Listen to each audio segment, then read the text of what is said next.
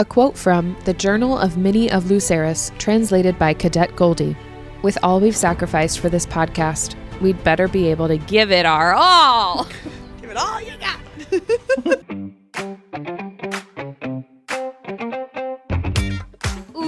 Welcome back to Between Pages and Friends, a book club podcast hosted by Con and Lauren, two book-loving besties, and Jon and Kyle, their real-life book boyfriends. I'm Con. I'm Lauren. I'm Jon. And I'm Kyle. In today's episode, we'll be discussing chapters 37 to 44 of Iron Flame in the Empyrean Series by Rebecca Yarros. This is a book club-style podcast, meaning there's no spoilers here for future chapters or books, so if you've only read up to this point, it's a safe space to read along with us. We'd love for you to share this podcast with your book besties and or significant other as well, so you can enjoy this epic series along with us. Additionally, this is your mild content warning. Iron Flame is a new adult book, meaning it was written for audiences 18 and up. Therefore, our conversations about this book are also best suited to adults. We will be discussing themes and quotes from this section that include sassy dragons, catty females, form-fitting dresses, and death. We'd love to have you as part of our Patreon family and to get to know you more. We have 2 tier options for you to choose from. One is $5 a month and the other is $10 a month. You can join our Discord chat, share theories, and be nerdy together. Plus, we have live events, monthly book clubs, merch discounts, and just a ton more. We can't wait to welcome you into our community of bookworms, so head over to Patreon and see which tier works best for you. You can find the link in the description box below. Lastly, the best way to support any podcast is by writing a review on Audible or Apple Podcasts. It only takes a moment and it makes a lasting impact, helping our show reach more book besties. Here's a recent 5-star review on Audible from our new bestie, Alyssa, titled Amazing, Simply Amazing. She says, I absolutely love this podcast. I have breezed through all of the episodes from the beginning as they make it so enjoyable to listen to their commentary. It gives me something to look forward to on Wednesdays, and it really is like listening along with friends. Thank you, Alyssa. So kind. Wow. I can't believe you listened to that much of us talking and you're still here. Go, girl. I don't even want to hear myself talking that much. Couldn't have said it better myself. Oh my gosh. Okay. And now we're moving on to the pronunciation guide. Welcome back to Con's Declassified Fantasy Pronunciation Guide, where we are referencing the audiobooks narrated by Rebecca Soler to highlight all the new names and places mentioned in this chapter section. First up in places, we have Anka in Zolia, recently overtaken by Venin. Corden is the seaside city in the Croveland province where Viscount Takaris lives. The Madaro Pass is the path through the cliffs of Draelor that our squad takes back to Eratia. In characters, I've got some updates on the assembly. So Major Ferris, we learn his first name is Ulysses. This is also known as Hawknose. He is now teaching physics. Trissa with the glossy black hair is possibly the future runes teacher. Felix, aka Silverbeard, is now training Violet Signet. Battle Axe, we finally get her name. It is Kylan, and she is now teaching flight maneuvers. And then Suri is the brunette with a streak of silver in her hair. She is accompanying Xaden on secret missions. We have some new wing leaders in Eratia. Their names are Eleni Jareth and Tibet Vasant. Queen Mariah of Poromil. Zara, the lady's maid assigned to Violet and Mira in Corden. Serena Cordella, I think this is the first mention of her last name, and then we also hear about Serena and Kat's cousin named Drake Cordella. He's with the Nightwing Drift in the north. Marin and her griffin Dajalaire, or Daja for short. Luella and her griffin Sibyllaire, or Sibby for short. And then Sawyer's last name is Henrik, and I think this is the first time we get this here. So he's Sawyer Henrik. For texts and excerpts, we have On Tirish History, a complete accounting 3rd edition by Captain Fitzgibbons. The Journal of Warwick of Lucerys, translated by Cadet Violet Sorengale. The Tirish Rebellion, a Forbidden History by Colonel Felix Geralt. On the Aristocracy of Poromil by Pearson Quito. The Tactical Guide to Defeating Dragons by Colonel Elijah Jobin. And the Canon of the Flyer. For dragons, we have Geothal, Sienna's dragon. And then in world building, we have Deverelli Silk from the Isles, the Ribestad chest, previously owned by Fen Ryerson. We also learn that there are summit wing drifts and sea wing drifts of griffins assigned by which griffins are best suited for altitude to be stationed along the Esben Mountains. And here's Jon with the chapter recap. Thanks. Violet has another nightmare. But her head is quickly filled with thoughts of the man of her dreams laying beside her, and we get to vicariously pop off as they pop off right out of the gate in this week's segment of Emoji Erotica. Oh, no. Kissy face. 6 beers, 6-pack. Sure. Hand, eggplant. Thumbs up, tongue, tornado, eggplant. Cat, dress. It's technically a kimono, but I'm using it as a dress here. Dress, shirt, red X, eggplant, door, flip-flop, bullseye, exasperated face, fire emoji, exasperated face, the like scared scream emoji, lightning bolt, shadows, chain link breaking. And that's this week's emoji erotica. Oh my gosh. Wow. Is the red X like a no, or is the red X Zayden? You know, it might be fun to go through how I like think about this. So the red X comes after the dress and the shirt, and this is when they are taking off their clothes. So it's like dress, shirt, X. Yeah. It's like, Got it. no more clothes. gotcha. The removal of the Yeah, clothes. you know what I mean? I was following. Sure. All right. Once they're finished, they head to the assembly room where the 6 members are grilling Bodhi, Garrick, and Imogen about Resson. Zayden makes sure that they understand that if they're to blame anyone, it should be him. Obviously, they're a little put off now that they have all these cadets to worry about, and about Melgren possibly knowing their location now, and they're still a little apprehensive about Dane, aren't we all? They do have professors with them, though, so they make a plan to get the cadets back in class. And then finally, Violet hears Andarna. They race to the valley to see her. She now has a green shimmer to her scales. However, we found out that one of her wings doesn't fully extend. Because of the amount of energy that she used at Resson, and then they flew straight to Arisha, she didn't enter the dreamless sleep in an effective way, and she missed a crucial resting period. Womp womp. Taryn explains that her growth is unpredictable as a result. She'll still be able to fly, but won't be able to carry a rider. As they head back to classes, they start with a battle brief. Vi tells Ree that she's been translating Warwick's journal, and she's close to figuring out the wards. Devera comes in, greets them as traitors, hooray! And informs them that Melgren has somehow kept the news of the whole Zayden dumping wyverns at Outpost thing away from the public, and that they're still turning away promised civilians at the border. They also learn that Samara was attacked, and also that the Venom took another town, this one close to Zolia, which was also just overrun. Violet also worries for Mira, and then Mira just shows up. Apparently, Zayden came for them and dropped a wyvern at the gates. Their mother arrived and told all the riders at Samara the truth and let them decide to leave or stay. Apparently, Melgren allowing it too. And as they were talking, Mira sees Brennan approaching and socks him in the face. Zayden comes along, and then Vi tells the group that they need the blood of the 6 most powerful riders. She knows how to raise the wards.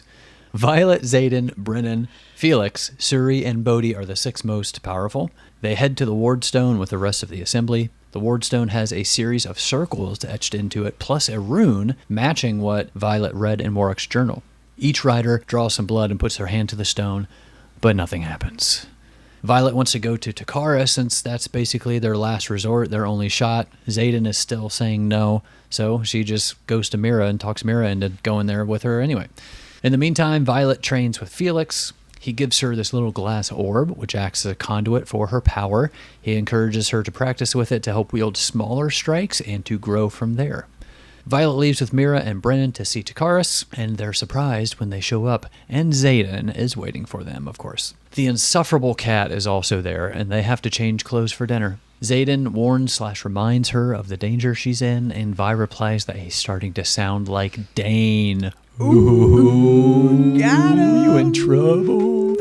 Kat and Serena escort Vi and Mira to dinner, and as they chat, Vi feels some rising emotions. A little bit of anger, jealousy, animosity, some self-deprecation, and lack of confidence. They reach the dining hall, and Zayden kisses her, releasing her of all of these rising feelings. Hello, that's right, Lauren.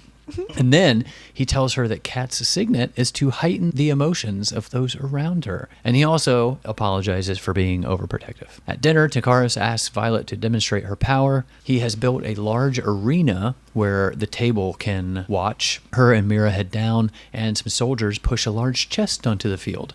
It's the same one that Zayden's father brought to Takaris during some negotiations in the past. Takaris gives a simple offer. Violet strikes the chest with her lightning without Zayden stepping foot on the field, and they'll discuss the luminary. And of course, as they agree, the soldiers start to freak out as an emaciated Venom comes out of the chest. Violet does wield her lightning, missing every strike, of course. She gets him with a couple dagger throws, but it starts to pour down rain. Brennan comes down to the field. The venom then channels and sends that death wave toward them. Mira thankfully is able to block it with her shield, but it completely drains her. Brennan escorts Mira off the field. Violet digs deep into her power as she communicates with Taryn, and as she explodes with lightning, Taryn picks her up, and the drenched field conducts her lightning and electrocutes the venom. Pretty sweet. They head back up to the table where Xaden has Takaris in a shadow chokehold. Jealous, am I right? Okay. Just kidding. Definitely not into that. Okay. Xaden eventually is talked down and lets him go, making Takaris apologize to Violet, and they start their negotiations for the Luminary. They agree to offer Takaris weapons that they'll be able to make using the Luminary in the forge once they get it working. Takaris also wants them to take the 100 or so flyer cadets that he's housing from the attacks to Orisha in an attempt to partner with them and just fight the venom. However, they must hike the cliffs of Draelor with the flyers and their mounts in order to make it across, since no griffin or dragon can make it over the mountains. This is supposed to be the flyers' parapet, quote unquote, so that the riders will have some more respect for them and also work together, just gain some mutual ground for partnership. Violet's squad is paired with Kat's squad, go figure, and Violet specifically to Kat's best friend, Marin. We find out that Marin actually was happy that Xaden and Kat broke up. And then Sloane chimes in, noting that Liam didn't like her either. Haha, my boy Liam. Liam, R.I.P. There's also some back and forth with Violet and Sloane about Liam's letters and how Sloane she's warming up to Violet a little bit based on his letters, so that's good. Violet also learns from the flyers that their quote-unquote threshing is jumping off a cliff onto their griffin to be chosen. Although it's a little less dramatic because if they miss, they just fall down into the water below, swim to shore, and then they go off into a different branch. Lame. No wonder the riders don't respect them. The group then comes up on one of the griffin traps on the trail. They can't trip it because they don't know where the arrows will shoot out from, so they have to clear a large gap. Violet gets the idea to shove a sword in the rock ledge and use it to help them get across. They use it to clear the gap, but when Luella dives over, she lands right into Violet. They start to slide down the ledge. Luella and Vizia are now hanging on to Violet. Vi's shoulder dislocates. Luella's griffin, Sibyllaire, plucks Vizia away, gets her to safety, but Luella falls. And just like dragons and their riders, Sibyllaire only has a few minutes. Meanwhile, Riddick got a couple of the arrows to his abdomen. As Sibyllaire dies, a wyvern flies in from the thick mist around the ledge and snatches her away, obviously causing a panic on the ledge. Taryn picks up Violet. They do a sweep looking for the wyverns to try and keep them occupied for everyone to reach the summit. They ride above the mist, and Vi sends her lightning down into it, which allows her lightning to be drawn to the wyvern's energy, and she takes out all 4 of them. However, they realize that because Venom share a collective consciousness with the wyvern they create, the Venom now know where they are and are likely coming for them. Nate. Thanks, John. Let's get into Part 2, Chapter 37. Ooh. All right. We start off strong with this Venom dream, and the sage in Violet's dream says, bold choice to move so far from what you perceive as the safety of the wards. And I said, I'm sorry, what do you mean perceive as safety? I have a lot of questions about this because then the Venom also says, you will never be free of me. I will hunt you to the ends of the continent and beyond. So are there Venom beyond the continent as well? There's a lot implied here, and I don't know. I'm still really hung up on perceive as safety of the wards. Maybe he's just trying to poke holes in what, you know what I mean? It's not true. He's lying and saying things to just try to shake her up. Maybe. And shake us up as readers. Maybe. And everything is actually safe. And everyone's fine and everybody's going to survive. Right. It's going to be great. Are just just kidding. Wanted to go. This is just makeup on my eyes. beyond the continent for vacation. There's a camera there. There's a camera there. My first note was also about the dream, though, in a totally different aspect, where I was like, oh, another creepy Venom dream. But luckily she wakes up from it horny as hell for some reason. And I was like, I just wrote as a note under it, I was like, something, elevated heart rate. This is why men propose on bridges. It gets your heart rate going. And then you're in whoa, my heart's going. I'm so high up. Is it because you're high in the air or because you're in love? You can't differentiate. Just say yes. Oh my God. I want to make it clear to the listeners, Kyle did not propose to me on a bridge. Nope. But Wasn't he planning to propose to you in the arch? But he was planning to propose to me at the top of the St. Louis Arch. But it was closed for renovation. It is an actual like study though, where it's like saying, oh, it's better to take them somewhere that is like a little bit of elevated heart rate already, because you want the natural elevated heart rate response to be associated with you're proposing. My heart is moving quickly. This must be a connection. It literally is like a psychological trick that people can use even to ask out on dates. Science behind it. Wow. It's crazy. Yeah, John, you just got lucky. She said yes. Yeah. Well, I had just eaten a lot of chicken nuggets. I was going to say, the heart was going had crazy. An elevated heart rate in your situation. It was John, because he was hiding for like 10 minutes while Connor ate chicken nuggets. I was too short. He proposed to me at home, which was very sweet, by the way. But I was too short to see over the ledge into the next room where he had set up all the candles. And everything. Yeah. To be fair, I didn't though, see any of it. that day that I was proposing, I didn't plan that day what we were doing. That was all Lauren's plan. She just did not know that I was going to propose at some point. Nice. Oh. So But you still planned to do it at the Arch or whatever. that's fair. But you also took me to a dangerous animal exhibit and put snakes all over me. That is true. I did do that. And we got to handshake an otter. It was really cute. Yeah, that was less dangerous. That's cute. Oh, and we got to pet a sloth. Nice. Oh. Yeah. Feeding the gator was the scariest thing. Yeah, Holding the chicken and it jumped up and you had to let go. Or it was like, let Nice. go or it'll take your hand. So there was some chicken involved in your There was proposal. some chicken involved. I'll post pictures of this adventure in Discord when this episode comes out. Please do. Because I got some good pictures from that. Good times. Anyways. I don't know how we got here, but I'm glad we did. We'll just move on, I guess. My note here was the quote when she wakes up and he looks at him and she says, "He's always more than enough to elevate my pulse, but asleep and fully unguarded, he steals my breath. Gods, is he beautiful, and he loves me." And I just wrote, swoon. Swoon. That's right. My swoony part was when it said, his eyes are my favorite part of him. But damn if the chiseled line above his hip that disappears into his waistband isn't a close second. I'm like, Hey. okay, continue this description, please. His eyes are up there, Violet. It's fine. Anyways, then if you want to know what happens next, go back however many minutes in the episode and listen to John's emojis, and then come back to here. right. Yeah. They leave the room and they go into the meeting where Zayden's jaw ticks. So drinkies. Well, after Suri complained, is it Suri? Siri? Siri. Hey, Siri. Siri. After Suri complains, Suri's like how boomers say Siri. Yeah, sure. Hey, Suri. After Suri complains of the newness of the writers brought to Arisha, someone says, "Such theatrics are above you, Suri." And that really threw me off because I was like, above you? Isn't that sort of thing usually below you? Like, you're supposed to be better than it? So are the theatrics better than her? I don't get this. I had to Google it, and I was like, there's no... I've never heard anyone say it that way. And the only, thing, when I Googled it, the only thing that came up was, Bible verses saying, focus on those things above. And I was like, well, yeah, but, I'm trying to find out grammar rules. I assumed it was saying that, she's usually, very calm and logical, and saying something like this was... Maybe a bit further than she usually goes. Yeah, that's how I took it.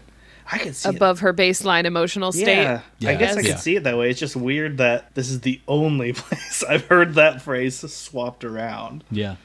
Although he does say, maybe it is a dig at her, because it says she shouts, pounding her fist on the table, and then Felix says, "Such theatrics are above you, Suri." Felix scratches his beard and all but rolls his eyes at her. Though the question is valid, so maybe he was making fun of her. Yeah. I don't know. It just threw me off. I was like, what do you mean? He is pretty sassy. Yeah. I wouldn't put it past him. So I debated putting this in here or not because it's really not relevant to anything, which is funny. Rhiannon is not in these chapters at all. She's referenced here for a minute, and she's referenced later whenever they're going on the path in the cliffs of Draelor or whatever. But her dragon's name was brought up here. And I just, not Connor, but I would like to hear the guys tell me, how do you pronounce Rhiannon's dragon's name? And the actual spelling of it is right there in the notes. Feirge. I've always said Fearg. Okay. Kyle? I've I think I've done the same, but there may have been like a little confusion with the soft or hard G. Like I might have interchanged Fearg and Fearge at times. When I first saw it, I thought of Guy Fieri, in complete honesty, but... Yeah, that's valid. I think Or every Fergie. time... I was going to say, I think every time I say Fergie, and then when I came to type Fergie in my notes on my phone, it auto-corrected it to Ferguson. And so now, every other time it's been brought up, I say Ferguson. I think we've even joked about Fergie before, about like, because we joked about her dragon being Fergalicious or something. Feargalicious, I think we said. Is it Fearge? Yeah. Fearg? Fearge. It switches back and forth a lot in the audiobook. They say Fearg and Fearge. So I'm exactly correct, going back and forth in my head. Kyle is literally exactly correct. That's Kyle's favorite thing to be. The best kind of correct. Technically I'm going to correct. stick with Fergie, though. Yeah, I like Fergie. I feel like that's fitting for Rihanna, and I love it. Sweet. And then this is also a question for the gentleman. Okay. When during this meeting we find out that Dane is being contained to his quarters until they can like ascertain his loyalty, and the scribes, so like Jesinia and the other scribes that came. So I want to know, like, coming out of Dane kind of helping them and stuff, as we jump into this section, how are we feeling about Dane right now? Redemption arc? Are we still angry at him? Where are we at? Let me put it this way. First of all, redemption arc, I do think, is on the way. If not, like, it's already sort of started. But I think he is sort of antithetical to Xaden, in the sense that Xaden, his whole life, has been trained to be a weapon. Like, he is a sword. And on the alternate side, Dane... Only 7 inches, though, not 8. Only 7 inches. Dane, on the other hand, I feel like has been trained to be a shield, not necessarily a weapon, but he has been used by those above him to protect their secrets, to protect whatever. He has been used in such a way that I don't think he would ever think someone would think of him first. He's used to thinking of other people first, not putting himself on, like, you know, he's always thinking, like, what can I do for this person? Not thinking, what can I do for me? So he would also think other people probably don't think about what they could do for me. All right. So how do you feel about him?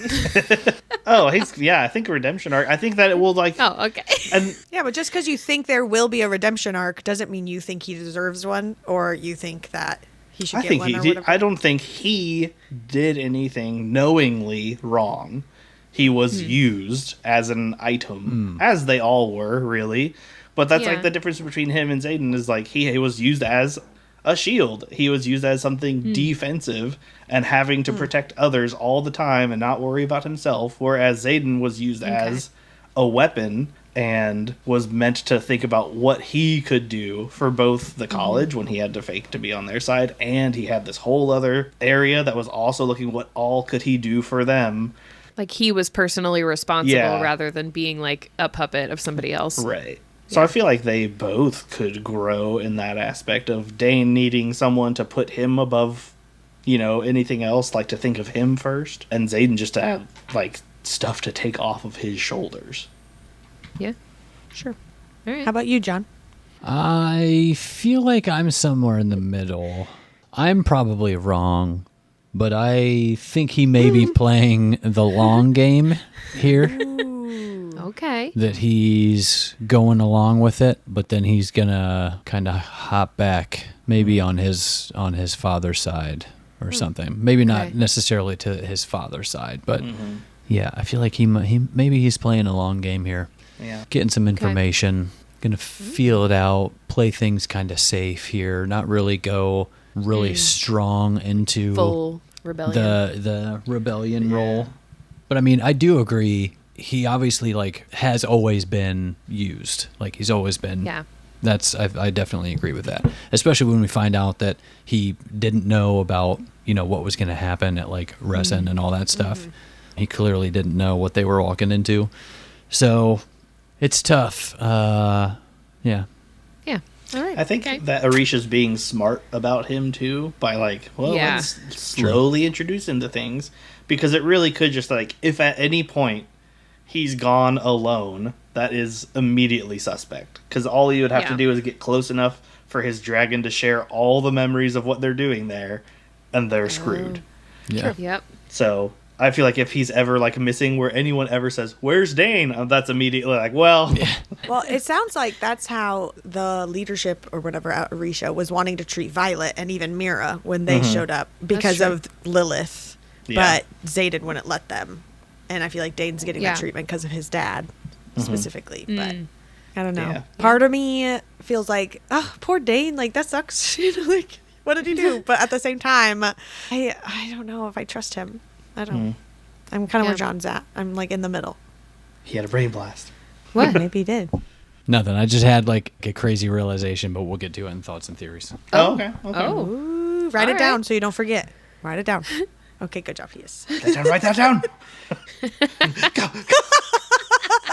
I'm just too ADHD. If I don't write it down right away, it's gone. So just making sure Same. you got Yeah. it in your brain. Word. Word with a Same Y. way. I'll remember it. Like Is it 5 my years later. comment next, though? It is. It Yes. is. Oh, it is really? Yes. Wow. Okay, well, I'll do this first, and then I'll go down. My next quote here is basically just when she hears from Andarna in her head, and I was just like, yay! I was so happy about this. What happened? You said you were gonna do this and then go down, and then they started cackling. Of course they did. Connor did it first. and Literally grow up. I tried to mute my microphone too, and I was like knocked it off the whole thing. It was a moment. Sorry, John. Continue. Jeez. Keep that in. That's what she said. Keep something in. All right. Well, my next note here. This is basically when she finally hears Andarna's voice in her head for the first time, like forever. And I had to comment here. I was like, yay, I'm so happy. Because I really was like, I was getting pretty worried. And I know Violet was too, because she kept asking Taryn. And he's just like, I feel like he was getting to the point where he was just like, what do you want me to tell you? Like, she's still sleeping. There's obviously an issue. Like, you'll see her when she wakes up. But yay, she's back. Yay. It said a smile spreads across my face right before she says Andarna. And I was like, that's me. I'm doing that too. It's spreading across my face. Oh God! Stop it! It won't stop. My note is just how you had a typo. It has nothing to do with the actual thing. It just says Andarnda. It made me laugh. That's the southern version. And darned. That's funny. I didn't see that. Andarna. And chapter 38 starts off with Taryn being disgruntled again about Andarna's adolescence. He grumbles, adolescents, they're insufferable when hungry. And I said, so am I, TBH. That was really my only note. That's valid. John can vouch for that. Yeah. Yep. Kyle, you can vouch for Connor too? No, I can vouch. I talked to you at Dairy Queen about it. I was going to do a before and after video of the way she and my daughters were acting before and after they got fed. It wasn't that bad. It was. But when he brought it up, all three of us were eating our ice cream and kind of doing a little dance. All three of us at the same time. Like, Yeah. Anyway. Also during this interaction, we learned from Taryn that Andarna's left wing does not fully extend. And John kind of like had talked about all the reasons why with the travel and all the things that messed it up. But she can fly, but she will never bear a rider. Is really sad because I've been looking forward to a Violet getting to finally ride Andarna scene and them kind of like going off into the sunset, literally. So it's really sad. Literally? Doesn't that usually mean like dying or leaving Literally the story? into the sunset. Cuts to the next scene and we walk into the new battle brief, which is like the theater that is in Dane's or in Xaden's Whoa. in Xaden's house. Whoa. Let me get it out, guys. Calm down. That's what she The said. theater Last that is. Sorry. I'll wait. Get the teacher thing. They have battle brief in the theater that is it in Xaden's house or just in the city or It is how in does the that work? Ryerson it's- house, I believe. I think it's in Ryerson House. Yeah. Dang, Ryerson House, so big and fancy. They go in there and they see this giant map and it says, it is unlike the map at Bazgayeth. This one is the height and width of a large stage where the curtain would hang, and it includes the aisles, the 5 large and 13 smaller aisles that surround the continent in every direction. And my note here was, can I please see this map? Because Right? I would love to see a map that includes all of this information. Uh-huh.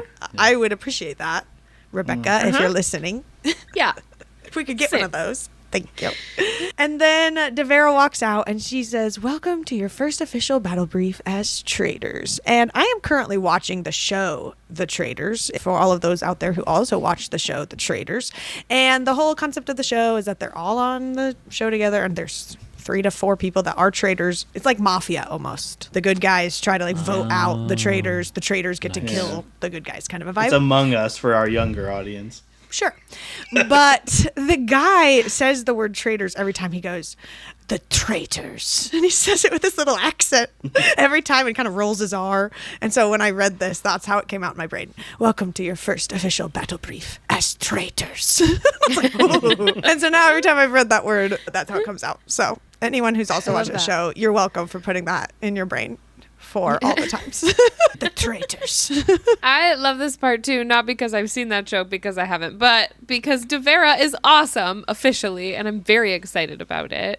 And she's like telling them that they are now going to be perceived as traitors. I don't know how to use Thank you. That was perfect. You're welcome. Okay. She says, "But personally, I'm proud of every single one of you." And her eyes find violets. And I was like, yay, Devera. So happy. During this moment, too, Violet mentions Jasenia and how there's only 2 other cadets that came from the scribes. And she was wondering, like, are they going to start their own quadrant here, kind of a thing? I mean, obviously, they were trying to leave Basgiath in a hurry, but they didn't give the infantry or the scribes or the healers a chance to know the information and leave. They only told the writers, right? So the writers all left, 100 and however many. But there's all of the scribes and healers and infantry still there believing this lie. Yeah. And then Yeah, obviously probably. like Ryerson House and the traitors would probably not have been prepared for all the extra people to get there and stuff. Or Right. how would they have gotten there? Because they probably couldn't ride on a dragon and all the things. Yeah. But it is just interesting that, like, how did Jasenia get here? How did those other scribes show up? There's just a lot of logistics there that I've never really thought of before. I'm just always like, oh yeah, Jasenia's there because it's Jasenia. But like, how? Yeah. Well, they rode. with them.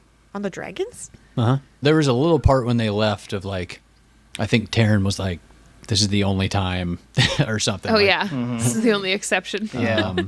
yeah. It is kind of weird that you mention it because I'm thinking about like the people they left behind. Kind of weird to bring Jack Barlow into it and not. He's just there still. He's not one of the ones that came. Like he's still at Basgiath. Yeah. That we know of, I guess. I mean, surely they would have mentioned him if he was there. Yeah. Because I feel like she would have been Yeah. like, "What? Jack Barlow?" Yeah, true.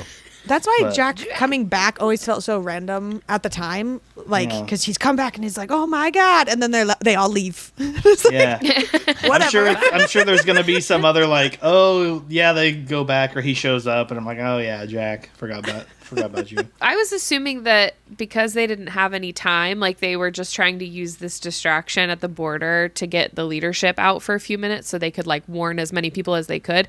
I was assuming that they were mostly only warning riders because they could have their dragons communicate to all of them to get to the formation. And I don't know that they would have been able to do that with all of the other quadrants, Sure. or that they would have made it out there in time. Yeah. I don't know. But it sounded like they just tried to give everyone they could the information and give them the choice I would on if be they wanted. very interested to see how Markham after that day goes to the scribes and it's like, "All right, here's what we're writing happened." Like, Yeah. this is what we're putting in the news, and everyone would be like, "I don't know," because like I feel like that'd be a great way for some of the scribes to be like, "That is totally not how it went down." Start realizing that they're not really being truthful. Yeah. I guess it just depends on how many of them already know. I would think there's a bajillion scribes that know this information and choose to like. True, but I mean, like Let for it the be a for lie. the younger ones, like the first Well, years yeah. or whatever, to be like, Yeah. you know, clearly half our writers and a ton of dragons left, and whatever excuse Markham gives them to write down, if he's even entrusting it to them, he could do it to like the higher years or whatever. Yeah. But It also sounds like nobody really knows what happens in the writer's quadrant. Like no one's allowed in there except for Markham and a select few of other scribes he brings in, like Yeah. Jasenia. And that was Oh, like yeah, the that's biggest right. riot that ever You know. flew. I mean, if you're outside, you're gonna see it. that's true. Yeah. Yeah. But yeah, they could come up with an excuse. They could just be like, "Yeah, there's a huge fight." I'm sure he found a way to spin it. Yeah, For sure. You know Markham, he yeah. did. Spin Master, DJ Spin Master. DJ Markham. All right. Well, I had to include this. This is one of my favorite Andarna lines from the whole series. They're talking about the luminary and like how they would get it back to Erasure. And Andarna asks Taryn, can you carry a luminary? And Taryn says, that question insults me. And she says, can you carry a luminary while insulted? I love their banter so much. I love sassy Andarna. While they are in battle brief still, and they're talking about, I guess, just all the battles, and they're like being briefed. Oh my god! It's all coming together. Man, shoot. Arik asks, can Taryn take Coda, Melgren's dragon, like as in a fight? Violet's mouth opens and then shuts, like thinking like, I don't actually know. And then she decides, I don't know if that even want to answer to that question. And Taryn is suspiciously quiet. And we're having all these other conversations with Taryn. It's not like Taryn has not said things in this chapter section, if not even just recently, as Connor was just like talking about her banter with Andarna. Just stressful to me that it could ever maybe come down to that. And Taryn, for all of his pride and his, like, that insults me and this is my lineage because I am this person and, all that stuff, but is afraid of Coda. And that just stresses me out. So, I don't know. Yeah. So my next note was just something, this was more of a note for me to like go back and look at the map a little bit more later, because Rebecca Yarros has a habit of dropping some like important information and then immediately distracting us with something else. Yeah, she does. And that was what happened right here. So I just made this as a little highlight for myself to go back and look at later. But they're in battle brief with Devera, and they've just come to the conclusion that the Venin are, and I quote, organized and basing out of Zolia. It's like a supply trip for an ongoing campaign. And then she like literally right after that sentence, they're notified that dragons are flying in, and this is where Mira shows up. But I was like, this is just such an immediate distraction from this information, so I'm just putting it in here for later reference, potentially. But with Mira coming in, Mira finally sees Brennan and finds out that he's alive. And Mira punching Brennan in the face is still probably my top sibling moment between all three of them. And as I was writing that, if you listen to our Throne of Glass coverage, I also highlighted like every time somebody gets punched in the face in that series because it was always hilarious. And it happens a lot in that series. So then I wrote, also, Kyle, can you please analyze why the punching in the face scenes are always my favorite and get back to me on that? Interesting. Interesting prompt. We'll have to look into this. Just something to look into later. All right. Chapter 39. Xaden walks in on them having this argument and Mira punching Brennan in the face, that whole interaction. And Xaden says, and to think, I used to wish I had siblings. He says he leaned against the door frame casually. And then from Violet's POV, she says, like he's been watching us for a hot minute. And that just made me laugh, the use of the words hot minute. I just thought it was really funny. And I know that these books, they can get some hate from people for some use of like modern phrases or little slang or terms and those kinds of things. Somebody says like for the win at some point, or I don't know, random things like that. And I personally think it's very funny and I have no issues with it. And it made me laugh because it's just like, I say that. It does take me out of it a little bit sometimes, but it does say it was translated into the modern language. So I mean, right, exactly. Yeah, that's your ticket out of the medieval speak. Yep, true. And then Brennan's jaw ticks. Cheers, everybody. Cheers. I had, whenever they're, I guess, gathered around the thing, the onyx stone. The ward stone. Yeah, the ward stone. And it's iron. Word stone. Word. She asked if it was onyx. She was like, is it onyx? But he said his dad thought it was polished iron. Yeah. Well, she quotes, and we gathered the 6 most powerful writers in residence, I read from the parchment, and the blood of the 6 and the 1 combined that set the stone ablaze in an iron rain. And it didn't work out, first of all. So there's obviously like a misinterpretation happening here, and here's my take on it. First, the 1 is obviously not the stone, or it wouldn't be referred to separately, literally 5 words later. So it's like, and the 1 set the stone. It would have been smooshed. So 7 things need to bleed on the stone, I think. Second, it may not be the writers who bleed, going off the same logic, because why would they be listed twice? Because the comma that we get comes from the separation of her I read from the parchment. Otherwise, there's no commas in this list. So she says, we gathered the 6 most powerful riders in residence, and the blood of the 6, and the one combined, and set the stone ablaze in an iron rain. I feel like, or the first 6 most powerful riders in residence, and the blood of the 6 is 2 different things. It's not the blood of the 6, perhaps, because maybe their dragons are with them, and they used that blood. They gathered the riders and their dragons. And then third, the 1 is a bit odd, unless you consider combined as a descriptor to the 1, and not an action taken by the 6 and 1. So 1 combined could mean some other creature or combination of creatures that had to be present, like a venom, maybe, to use as the base of what the wards keep out. Like, you gotta have a little hair of the dog sort of situation. Hair of the dog. Sample. Yeah, like a sample. So you're telling the stone, like, this is what we're warding, the venom's blood. And then it'd be like, okay, keeping the venom out. Mm-hmm. Or some special, like, ancient mother of all dragons type dragon, because we hear of all these, like, dragon colors, but we never hear of, like, I mean, assumedly every dragon lays eggs, but there may be some, like, mother dragon sort of situation where it's like, oh no, like, everyone comes from this singular source or whatever. Like, ancient, because obviously there's different lines. Or some sort of hybrid human dragon demigod thing, because we've been sort of on God watch, but not really. So I wouldn't be surprised, maybe. That's sort of like the wildest shot in the dark one. I don't think we're going to see any, like, half human, half dragons. Maui. Oh. Yeah. Yeah. I don't think Maui's going to show up. What can I say? Changes himself into a dragon. Yeah. It was me the whole time. Tarn turns into Maui. Okay, I think I'm tracking. This took me a second to wrap my head around, but I think I get it. Yeah. So I think basically the 6 powerful riders, I don't think that's where the blood comes from. The blood of the 6 comes from a separate 6.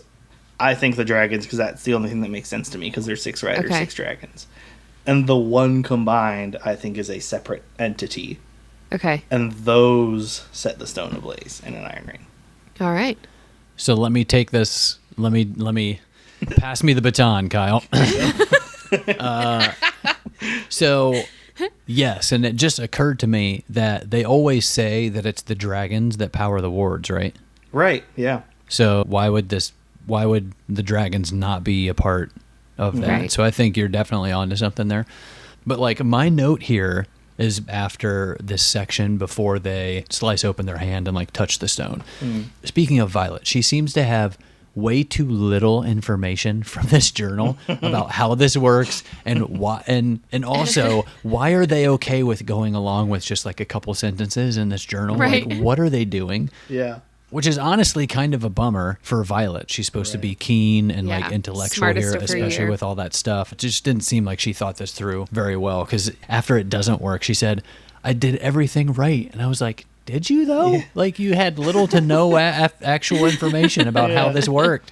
This could mean so many things. Like, the 6 could even be, if you recreate it, you literally have to have the first 6. Like, it can mean that. There could be so many. Yeah. There could be so many options here, but she was just like diving in. I mean, I guess they don't have a lot of time, but at the same time, I would have liked to see her really be intuitive here, be like, okay, maybe this is not exactly what it means. Like, what are all the options here? Mm-hmm. It just seemed really unlike her to jump in on this when it seemed to be such a little sliver of information in the journal. Yeah, and it seems so cryptic. You would think that if they wanted to give someone instructions on how to do it again, it would be a little more clear. She even said at one point, like, to go to, like, how you said she's not thinking it through. She even said before they did it, like, oh, these runes don't match exactly, but I'm sure it's fine. Yeah. And I was like, is it though? Yeah. Like, it's not, clearly not doing the same thing. And then I even, like, when you said, like, the original 6, the wards aren't, like, are the wards super old? I thought they were just, like, a few hundred, just, like, the whole... They're 400, right? There's no dragons around that were there, though, when that happened. And that could be like, oh, yeah, I know what happened. And we left with you guys, so I might as well tell you. I thought that the first was 600 years ago. They bonded with dragons because of the venom to try to fight them. And then 400 years ago, they decided to change the history. Right. So there's no dragons. So 600 years ago would be when the wards went up. And 400 years is when they decided to start lying to everybody about the reason why the war. Oh, yeah. Okay. Yeah. But to go with what Connor was saying, I don't think Warwick's journal is designed to tell people how to put up the wards. Is literally just some dude I agree. writing his feelings or being like, today we did this as best friends, kind of a thing in his journal. It's not like it's meant to be a textbook on how to do wards. So she is trying to decipher some rando dude and his just random feelings on that day. I mean, in that aspect though, I doubt he came up with how to do it. I feel like if it's something powered by the wards, the dragons came up with how to do it, and they guided Warwick and his group through it. So there should be other dragons that should just know. I mean, I know that you said the Empyreans the same way, where they're like, yeah, we don't all agree whether we have our own dragon secrets, and that may be one of them, but they lived so long, you'd think there'd be a few that are on their side now, saying like, yeah, I do know how to make wards and how... Right. Well, that's another thing, again, going along with what I'm saying about how she just like jumped into it. Like, Taryn has literally told you that he holds secret dragon knowledge. He's never really confirmed or denied that any of that is about the ward. So, like, why not try and like go to him and ask him about it, especially now that she hasn't got the journal. Well, and Taryn has talked to like the elders or whoever about Anbarna. So obviously there's older people or older dragons potentially to communicate with. I would love to know how old they are, because we know Taryn is over 100, but we don't know if that's like ancient for a dragon or if there are dragons that were alive and are still alive, like in the beginning of all of that. Yeah. I mean, it'd probably be Melgren, dragon. Like Coda would be the oldest. Or he would be at least as old as Taryn. Yeah. Yeah, Yeah. I think Yeah. The note that I had about this was, while yes, all of that is important and interesting, I have read the book before. So the thing that was new for me was when it was talking about the 6 most powerful writers currently in Orisha to actually do the blood on the stone or whatever. And it was Xaden and Felix, Suri, Bodhi, Violet, and Brennan. I just thought of all the writers who have flown in, who have given up their posts in their places and decided to come here, of all the like young writers, of all the people in leadership, that Bodhi is one of the people. And I am nothing against Bodhi. We just haven't seen anything of his power except for the one time when he stopped Carr being able to like counter his signet or whatever. And so now I'm super curious as to Bodhi and why everyone's just aware at how strong he is in that. Does he use it all the time and we just aren't aware of it? What's going on with Bodhi? I want to know. I want to see Bodhi power. Bodhi, my Bodhi. Bodhi. Bodhi, Bodhi, Bodhi. Are you being Chad right now? Yeah. Chad. Look at Bodhi. He's one of the top 6. Oh my gosh. Yeah, I guess of like Bodhi and Garrick, maybe it is just because we get more page time with Garrick, but like not by much. That I would have expected Garrick to maybe be considered more powerful, but I don't. Do we even know what Garrick's signet is? I don't think so. I don't think so either. We didn't know what Bodhi's was until a couple chapters ago. Right. Yeah. It is a really powerful one, though, to be able to just nullify someone else's. Yeah, which makes me really curious what Felix and Suri's signets are, if they're considered 2 of the most powerful. True. Yeah. And that Felix would know about Violet's or like about raw power or whatever it is that she has. And Suri's the one that's like flying off on these secret missions while everybody else stays back with the assembly to like teach. So curious about that. Good point. Yeah. My next note was that, quote, Kylan lectures him with quiet words, the mage lights reflecting on the steel of her battle axe strapped to her back. And my note was, does she look like a battle axe, or is this her nickname because she carries a battle axe? Because we had a whole conversation about what kind of physical description that was, that she got the nickname battle axe, but then here we finally find out that she carries one. One of those things where you'd be like, look at that battle axe, and it turns around and you're like, whoa, Kylan. The battle axe is cut to like the profile of her face, so it looks the same. It's wearing a wig. She's found talking to it every once in a while. It's fine. Just let her be. That's her signet, is making you think a battle axe is her. She can turn into a battle axe. Yeah. And then Xaden's jaw flexes. That's how we close out this chapter. Cheers. All right. Well, on to chapter 40. I just want to say I was glad that someone was finally voicing things to Violet about not being able to aim or control her powers, because I've thought it for a while, but I didn't want to verbally roll my eyes every time she lost control on our podcast. So I went through silent vindication in this chapter with Felix being like, yeah, you suck a little bit. Like, you haven't even tried to do this. And, like, a lot of it's not her fault because, you know, she was trained to do quantity over quality. But I always thought, like, why are you not at least focusing in your own time on quality? Right. Yeah, I, like, immediately loved Felix here. Partially because he's so snarky. Like, I'm just going, what was that shit? And, like, try again. And this time, let's try the revolutionary tactic of aiming, shall we? But I do remember on my first read, I was listening to this part where he's like, why didn't Carr teach you any of this? And I was like, yeah, what? Why didn't Carr teach her any of this? Yes. Hadn't really occurred to me until this moment. Yeah. We were like, I was just like so focused on her survival, like all the things that were happening in book 1. In part 1 of this book, they're using her wielding as a punishment and trying to force her to wield more and more, like strikes within an hour. But obviously it's detrimental to her signet that she can aim. Yeah. But yeah, I just remember being like, yeah, I'm so mad with Felix here. I do appreciate it, though, from a book standpoint, knowing this is book 2 out of 5, that she's not just overpowered.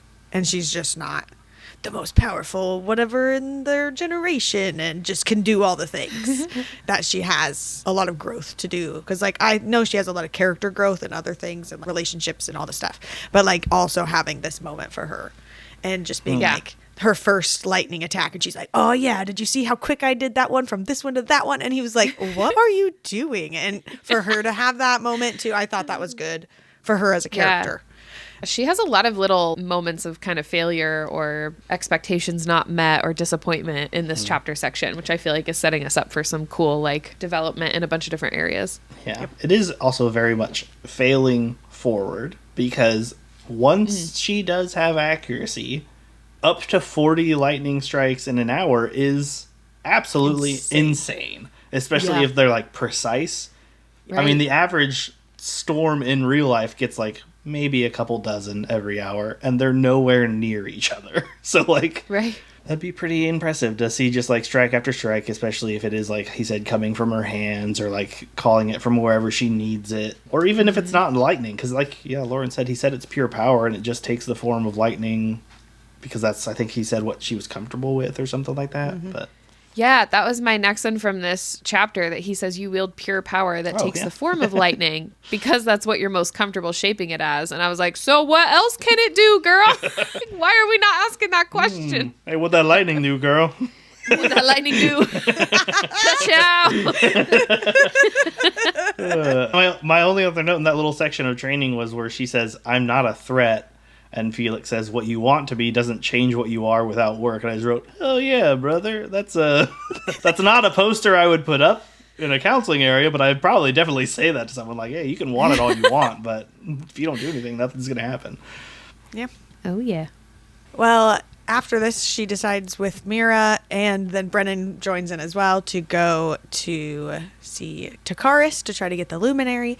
Brennan and Mira are just bickering and going at it, and Violet says, pull yourselves together and quit squabbling. And Mira mocks, yes, Mom. I thought it was so funny because that is 100% how me and my siblings are. And we'll be like, okay, Mom, like those kinds of things. It just felt very relatable in that moment.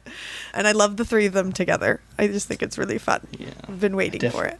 Definitely did that with my older brother growing up too, with calling him dad, and I did it more because he hated it when I did that. So I had a note where I guess they were approaching the Viscount's area, sort of meeting some of the flyers just out front, and they learned that one of them was a truth speaker or whatever they called it. But she said, like, you are a true speaker, or he said, unlike writers, we do not label ourselves by our abilities, but yes, I have the gift of telling when someone is lying. And I was like, oh, that's nice, showing that the flyers view themselves as persons over their abilities, the exact opposite of what we said the college did with the writers, and that their abilities are emphasized as gifts here as well, while the writers feel like they have to earn theirs, and if they don't, they die. But like it seems like everything about the flyers, not everything, but it's pretty freely given. It's a much more forgiving, symbiotic relationship. Well, and I'm pretty sure this is accurate, that they don't have signets. They just have all minor magics, but some are better at them than others. So like Kat is better at Yeah. heightening emotions, but everyone probably could do that in a minor magic setting. Yeah. And That's why. you know, that kind of a thing. But they don't actually have like a signet. And so that's why it's not like you are the truth teller. You are the heightened emotions girl. Right. But the fact that they have good at it. expertises in them, though, they still don't refer to them by their expertise. That's kind of why he verbally emphasized the word gift, I guess, that he was like correcting her that it's also not a signet. Yeah. This next one is kind of something Connor and I were talking about earlier this week. And then I read it in the book and I was like, this describes all my feelings. But Violet says, I effing hate being at disadvantage by ignorance. And I was like, this is how it feels on this podcast to be a reactor. And you're putting yourself out there and you know nothing. And then everyone in the comments and the Discord chat are like, they know nothing. It's not my fault I don't know. And I just went through that in 7 months of Throne of Glass. And so I'm here to say that I understand how you feel, boys. And it's going to be okay. You don't know about the book you didn't read? You idiot. I know. You idiot. You guys are making me really excited for my first book of being a reactor. It's just a weird feeling because it's like everyone's talking about it and like that's the fun of spoiler chats, but it is just like I just don't know and I'm saying stuff and it's probably the most ridiculous thing out there, but that's what John and I will do whenever you guys are reactors. John and I, whenever we're hosting, we'll just every time you guys give like a theory or thought, we'll be like, no, stupid, dumb, don't say that. Ignorant. Wow, I'm gonna edit that out. That was stupid. You guys are gonna edit? Okay, I can't wait. I did not imagine that. And then we end another chapter with Xaden's jaw flexing. My note actually says, drink up, biatch. Can't say that after I took a drink. And your jaw will flex too, biatch, when you realize just how badly you need mood reader candles. With scents that set the perfect bookish atmosphere, mood reader candles will have you fully immersed. Whether you need the warm comfort of a crackling fire, the stormy tension of enemies to lovers showdown, or the deep, intoxicating notes of a dark, brooding hero. And because we love you, you can get 10% off your order with the code FRIENDS10 at checkout. FYI, this code doesn't apply to bundles or already discounted items. Head over to moodreadercandles.com to get yours today. Nice. So in chapter 41, we end chapter 40 where Xaden walks out and says, "You aren't where I left you, violence." And then immediately pick up in 41 where she says, "Where you left me? Like I'm some kind of pet who should stay curled up on your bed because you said so? F him." And I was like, thank you. I'm so glad she's mad at this because I was fuming when I read, "You aren't where I left you." I was like, how dare you? And I just really appreciated that Violet was also mad because I was raging. The girl could have been like, "Oh, you know, whatever, but he's hot." But instead, she's just like, "No, that's not okay." And then they have these conversations and Xaden apologizes and she has whatever, all the things. Read the book. But I was just really appreciative that she was as mad as I was in this moment. So anyways. It all depends on the tone because it didn't say how he said it. What if he was like, "You are where I left you"? His jaw clenched, his hands curled on his side. It was exactly like that. Connor, not like that. Anyways. My very unserious note here is I just have to tell you guys that Viscount Takaris is, in my mind, Jim Broadbent playing Harold Zidler in Moulin Rouge. I cannot picture anything else whenever he's on the page. That's all I got. How did you get there? I think it's the inflection that Rebecca Soler gives him, like the way that he speaks in the audiobook, because I'm always listening to the audio while I'm reading the ebook for notes. Maybe it's that. I don't know, but there's like little moments where he's like, "Excellent," like the way that he claps his hands. And but that's all I can picture. I can't picture anything else. Sure. Okay. I was just going to say that she definitely looked up who that was. She had to look it up. Oh, the actor? Yeah. Yeah, absolutely. You know I did. That's fine. I have the world's worst memory for actors' names. But audiobook narrators, I could tell you. I could tell you every movie an actor is in. but I don't know that I could tell you their name. I'd be like, oh, he's the guy from that movie and this movie and that show. Yeah, to be fair, if you didn't include an image and you said that's Jim Broadbent as Harold Zidler in Moulin Rouge, I would know the movie and nothing else. I'd be like, I know the two main characters' names. Everything else is gone. I don't know which. He's the guy that goes, character. everything's going so well. Yeah, like I said, if you didn't have that little image. Yeah. Mm-hmm. John will frequently try to like tell me like, oh, it's like Jim Broadbent. I'm like, who?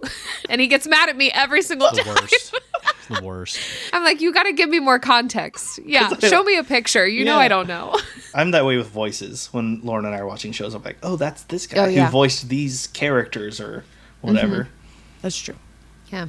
All right. I am like one of the number one advocates for mind-to-mind talking to your significant other in books. I think it is super cute. I think it can be super hot. I think it can be super convenient in moments and all the things. Big fan. But I always cringe when it's such long conversations in front of other people and like nobody comments on it. Like if Kyle and I were in the room and we just stared at each other while other people were trying to talk to us and we just stared at each other, I would think someone would be like, are you guys okay? Like, what's going on? Like, instead, in this moment, Xaden and Violet have a 2-page mind-to-mind discussion.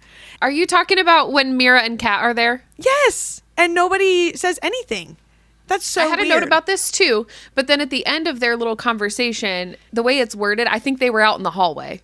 Well, I thought Kat was like, here's your room. And Xaden's like, before you go in your room, mind-to-mind conversation for a little bit. And Mira's right there waiting to close the door to her room.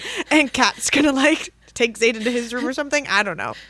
So that's what I thought too. I didn't go back and reread it because I put the note in there. Like, what the hell are Mira and Kat doing during this whole conversation? Like, that was my note. But then at the end, it says something about how, like, then she opened the door and went back into, like, I think Mira and Kat were already in the room or something, where they were, like, out in the hallway. Because the last time they did this, they did acknowledge that the other people were like, what is going on? Yeah. Like, with Sawyer But and it whoever. does happen, maybe not always in this Yeah. book, but in Yeah. other books too. All the Yes. time. And no one says anything. And I'm just always cringing at those moments. And this moment felt like that to me. I'm sure that Yes. Mira and Kat was just like, Kat asking Mira, like, so what's all her insecurities? And Mira was like, well, she's jealous, she's insecure. And they're like, good, I'm going to use these. No, it really wasn't very clear though, because I had the same thought. Like, I was like, what are they doing this whole time? I did find it weird too that that nobody said anything because this was so long. Yeah. So long. It was definitely a longer conversation from when they were mind arguing when like Sawyer and Riddick and Rhiannon were outside their room and they said something, but like none of them Yeah. were saying anything here. Yeah. This is like a twice long conversation. Anyway, I did want to say quickly that Jim Broadbent is Professor Slughorn, right? Yeah. Oh, Okay. Yeah, that's Jim. I had to like, Yeah, I knew that. yep. Anyway. Of course she did, John. She knows who Jim Broadbent is. Yeah, Obviously. She knew it. Of course she did. My next note here is when Violet and Xaden are arguing and stuff, and Violet says, do you know who you sound like right now? And Xaden says, please enlighten me. And she says, Dane. I shut the door in his face. And I was like, oh, shoot. Oh, gosh. Here we go. It is a yikes. It was an epic line, though. And to It was just slam good. the door in his face. So Slam the good. door, man. That was Picture so him on the other side, just a single tear. And then my next couple of notes here are when they obviously have to change for dinner or whatever. They're like forced to change into some nicer attire for dinner. Oh, darn. And it says, Mira chose the black velvet gown with a square neckline and sheer gauzy sleeves. And I wrote, yes, please. And then Vi's dress was described as the bodice, which plummets in a deep V to the base of my rims. And I went, yes, please, again. And then it goes on to describe it, made of woven black leaves, never bigger than the size of my palm, narrowing above the swells of my breast, 2 single vines that drape tiny leaves over my shoulders and down the sides of my back, leaving the majority of my spine and all of my relic exposed. And I went, yeah, hello. Okay, here we go. Yeah. Those are some dresses. I read this part after Jon, so I was seeing all his notes in the Kindle app, and I was like, well, I guess I'm recruiting Jon to help pick out my dress for Enchanticon, because I have no idea what I'm going to wear. But... Just send a tailor that paragraph. Yep. Yeah. I would like this dress, please. I guess that would be a seamstress. I'm so sorry. Anyway. Embarrassing. Also, real quick, I did just go back and look up this conversation. And I probably should have gone back to the beginning of it when I thought, like, what is happening? Because the part at the end that made me think that Kat and Mira were not still in the room was where Violet says, in her POV, I take a step back into the room, leaving him in the hallway. So I was like, oh, like, But the they door's were out. open. Yeah. Yeah, but there's no clarifying language before they start all of this mind-to-mind speak, and she literally yells at him earlier. Like, she says, stop keeping me safe. I immediately regret raising my voice with Kat in the room. Right. But if they're all in the hallway, Well, I guess I'm still confused. She's in the room. He's outside the room. They're talking through the door frame. She takes a step back to let the door close at the end. She's like that makes sense. basically in the doorway. So she was standing in the doorway the Pretty whole much, time? yeah, like a foot into the room, basically. Because she yells that part out loud. She responds to him out loud and goes, stop keeping me safe. But there's no information for the rest of this about what Kat and Mira are doing. Yeah, they're just Like, even after they finish talking, there's literally nothing. Maybe this is one of those just editing things that got missed because this book was put out so fast. I honestly think, but though, like, still. in that situation, if I'm putting myself in Mira's shoes. I was going to say either one of them, but I don't want to be in Kat's shoes. In that dress? What, when she's in the dress or when she's in the leather? I'm like, Let me get I'm before I trying need a to picture. change. I'm trying to change. Like, I'm probably Got it. mid-change. I'm getting off my flight leathers. So, I'm starting to think about it. I got to stop. I got my boob tape out. Hey, wait. No, I think hearing my little sister yell that at a guy that she's been with and then, like, sort of silently stand off with him, I would probably be, like, at attention, ready to see what is said next. For all they know, they're just having an angry stare down. Like, she just yelled at him, and he could be, like, trying to come up with some sort of response, but instead she backs in and slams the door, and then I could see Mira being like, hey, are you okay? Like, I was ready to throw hands if that got any harder, but you guys were silently staring at each other for like 30 seconds, so I didn't know what the next move was going to be. Part of me feels like Mira wouldn't have just sat back and waited. She feels like a action first, think later kind of a person. No, but also she talked earlier whenever Brennan saw Violet and Xaden kiss, and he's like, really, right in front of me? And she was like, oh, just wait till they climb like a tree in front of you, or like whatever, climb each other like a tree or whatever it was. So maybe she thought the silence was them just making out.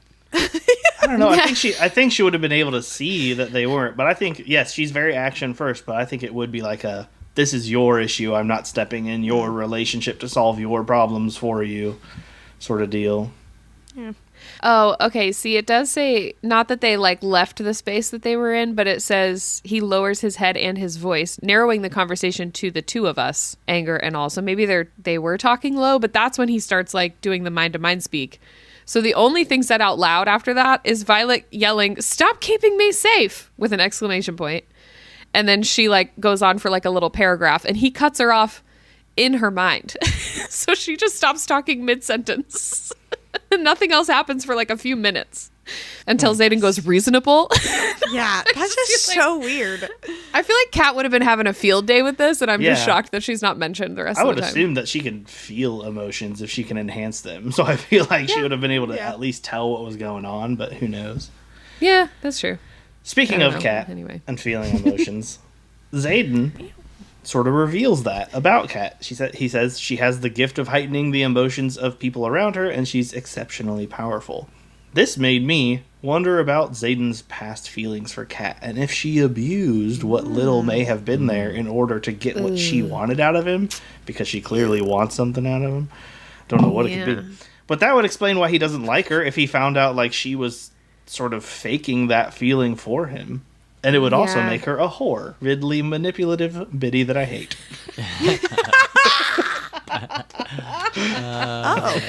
Go off, King. I've never thought of that, but I feel like that makes sense. And it would also explain why everybody else didn't like her so much. Like, obviously, she's not a great person, but we're only seeing it from Violet's POV, who already had negative feelings towards her just because she's Xaden's ex. So But the fact that everybody else, including Liam, which I super trust, doesn't like Kat. Yeah. Maybe that. Well, it's maybe very 'cause of something similar like to like the response that I feel like anyone should have to Dane if they knew his abilities. Like, you wouldn't let him touch your face, I don't think. I would never trust anything that I sense or feel around Kat fully. I'd be like, well, this could be her. So Yeah, for sure. Yeah. Yeah. Kind of add to that, it was in Violet's POV when she says, and that's it, I officially loathe her. I just wrote same. Yeah. Just to go along with what you just ended with there, Kyle. Definitely don't like her. So in this section, Serena is meeting Mira for the first time, and she says to Mira, your reputation precedes you. I had friends at Strathmore. That Mira obviously like had a hand in killing. And so this just made me think back to book 1. Strathmore is where Mira received the Order of the Talon for everything that she did there. And this was in the epigraph later on where it was recommended that she receive the Star of Navarre. Like, that was like heavily suggested that she receive that. But the reason she didn't was because their mom, Lilith, chose to have her get this like lesser Order of the Talon instead. And so now, knowing that Lilith, she's been aware of this whole situation the whole time. Like, at first I was mad that she would have like taken this honor away from Mira, but then now knowing that Lilith would have known that the Griffins and the Riders weren't their actual enemy and her daughter had a hand in like doing all of this, do we think that was maybe intentional, that she didn't like give her the highest possible honor for that because it wasn't truly their enemy? Yeah. She just didn't know. maybe didn't push her career forward because of that. Didn't want her daughter involved. Well, that sentence just changed all of I was about to say. Yeah. Because I was about to be like, yeah, but as a mom, don't you want to see your kids successful and like whatever, that kind of a thing. But when we've learned just in the last episode that usually majors and colonels are the people who start getting like brought into the lie. And so maybe she was trying to keep Mira away from a promotion so she wouldn't learn the lie. Yep. Yeah. Right. Because she knew that Mira didn't know. Mm-hmm. Yeah. That had never occurred to me before. But yeah, that did not occur to me till I thought that's what you were Kyle saying. said that. I literally, when you were going on your note, I was like, yeah, I agree. Brand new. that's what I meant. Yeah. It's a good way to articulate it, though. And then my more catty note down here was Kat saying to Violet when she comes out in her like super hot dress with her hair down. Kat goes, "Oh, did Sarah not know how to attend to your hair?" She asks with a pitying glance. Surely she could have come up with something a little more refined than just leaving it down like that. And my note was, "Ugh, Kat." But then a few minutes later, when they go in and Xaden sees her, it says, "He slides one hand into my hair, then sucks a breath through his teeth when his fingers meet skin at the base of my spine." And I was like, "Can't do that with your stupid updo, Kat." Got her. But also, Xaden clearly said, if you ever want to win an argument with me, just have your hair down. And she does. And then he literally says, "You're playing dirty tonight, Violence." And I was like, yes, she is. She brought and he's like, "You win." And she's like, "Just like that? We haven't even talked about it." Because of her hair. Right. I love it. Did you just change my wording to pre-chat blurb? Yes. It said memo. I was wondering what you were doing down there. Memo is incorrect. It said memorandum, so I put memo. Is that what memo stands It's a for? it's a blurb, Yeah, memo But is it's short the for pre-chat memorandum, blurb. right? but it's the blurb. Pretty sure. Pre-chat. Yeah, okay. So anyway, all right. So chapter 42, this memo, aka pre-chat blurb. Pre-chat. Blurb. Wow, we just like had a whole jingle come together. Thank you, Kyle, for the end. That's our new theme song for this segment about the pre-chat blurb. So this memo from Carr to Lilith about Mira is making me very much despise him at the beginning of chapter 42, because this is like him writing a letter to Mira's mom saying Cadet Sorengale lacks the consistent ability to produce her own words without extreme emotional distress. I'm sorry to report I doubt this ability will develop in time. I had such hopes for her. So this is the chapter where obviously she goes she goes on to like do this to make her own wards, and obviously she is in extreme emotional distress. But after this whole revelation about how Carr is supposed to be training people's signets, and he obviously wasn't helping Violet with the thing that was most important for hers, which was aiming, I'm wondering if Carr was saying similar things about Violet, like, well, she just can't aim, and I'm afraid her signet's not going to develop. Like, how many people has he done this with when he could have been highlighting those things that should have been a strength and just not training them? I feel like it's just how bad of a teacher he is. Like, Right. instead of being like, let me help them get there, instead he's like, oh, it's their fault. They're not going to be successful. It's Yeah. not me. Yeah, but like, It's is he them. doing this on purpose? if he's in on this whole thing, and there are certain... I don't know, because like she could be helping with Eratia, or there's other things that she could be doing with her signet instead of just going to Outpost to help extend the wards they already have. I'm just wondering if he's been intentionally not training as well for signets that could be really powerful in order to like keep that power contained to their side. I think it might also just be sort of like Lauren said, the bad teacher perspective, because he is like right alongside Varish as they are causing Violet extreme emotional distress by causing her to like try to build. Maybe for every student, that's his first go-to is like, let's try making you angry or cry, and if that doesn't work, I got nothing. Yeah, I mean, that is what happened in the first book, where he was like, let's try recreating the emotion you were feeling when you Right, wielded yeah. for the first time. And that could come So- from his own personal experience, and maybe that's all he has to go off of like, well, I mean, that's how it Yeah. worked for me, and that is another Yeah, like maybe way he to just sucks. yeah, he could just suck. That's probably it. But I do That's true. think with Mira, like we get a lot about Mira and her signet, obviously in this chapter or the next two chapters. I've just been wondering, who did she feel like she needed to protect that became her signet? I would assume Violet, yeah. right? Because like your signet is whatever you feel like you need at the time, or like whatever. So, But she didn't know Violet was going to get sent to the Writer's Quadrant when her signet developed. I mean, did Brennan die around the time that she was getting her signet? So she felt like she needed to protect her family. I don't know. Some reason that she felt like that, with the wards or like with protecting Interesting. something. So there's that. But if it is Violet, I do feel like she does have a lot of like every time she sees Violet and she checks her injuries, she's always there to be that kind of bodyguard type person. So it just kind of feels like matches that. Like even now when they walk down together and she's like, I'm going with you, to go to the treasure chest thing.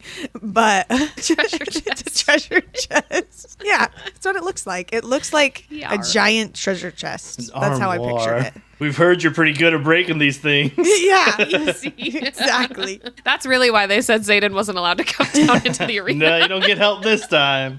But yes, with the whole protecting thing. And then also how she says, like, while they're here, like, I've tried with my signet and it doesn't work because we're beyond the wards. We see her use her signet in this moment, and hopefully she can develop that and continue that. But, like, kind of a sucky signet.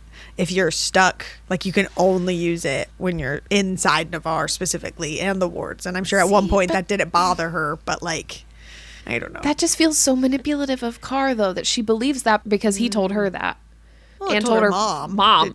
Did he tell her that? I don't know. Just from this. Well, probably if he was reporting to the general that he didn't think her signet would ever develop. 'Cause I don't know. She even said that she had the power to extend the wards. She never said that, like, oh yeah, I can make them anywhere. She's like, yeah, my ability extends the wards. Yeah. So It could be the same concept as Violet's too. Like Violet can literally like shoot lightning like out of her hands kind of thing. But like she's never thought of that because the only thing that she was training to do was like Right. try Get it and from the sky. strike a target from Yeah. the sky because that's how Kara was teaching her. So it could be kind of the same thing. Like she doesn't necessarily need to be within the wards. That's just how she was taught. thinks that's Yeah. Yeah.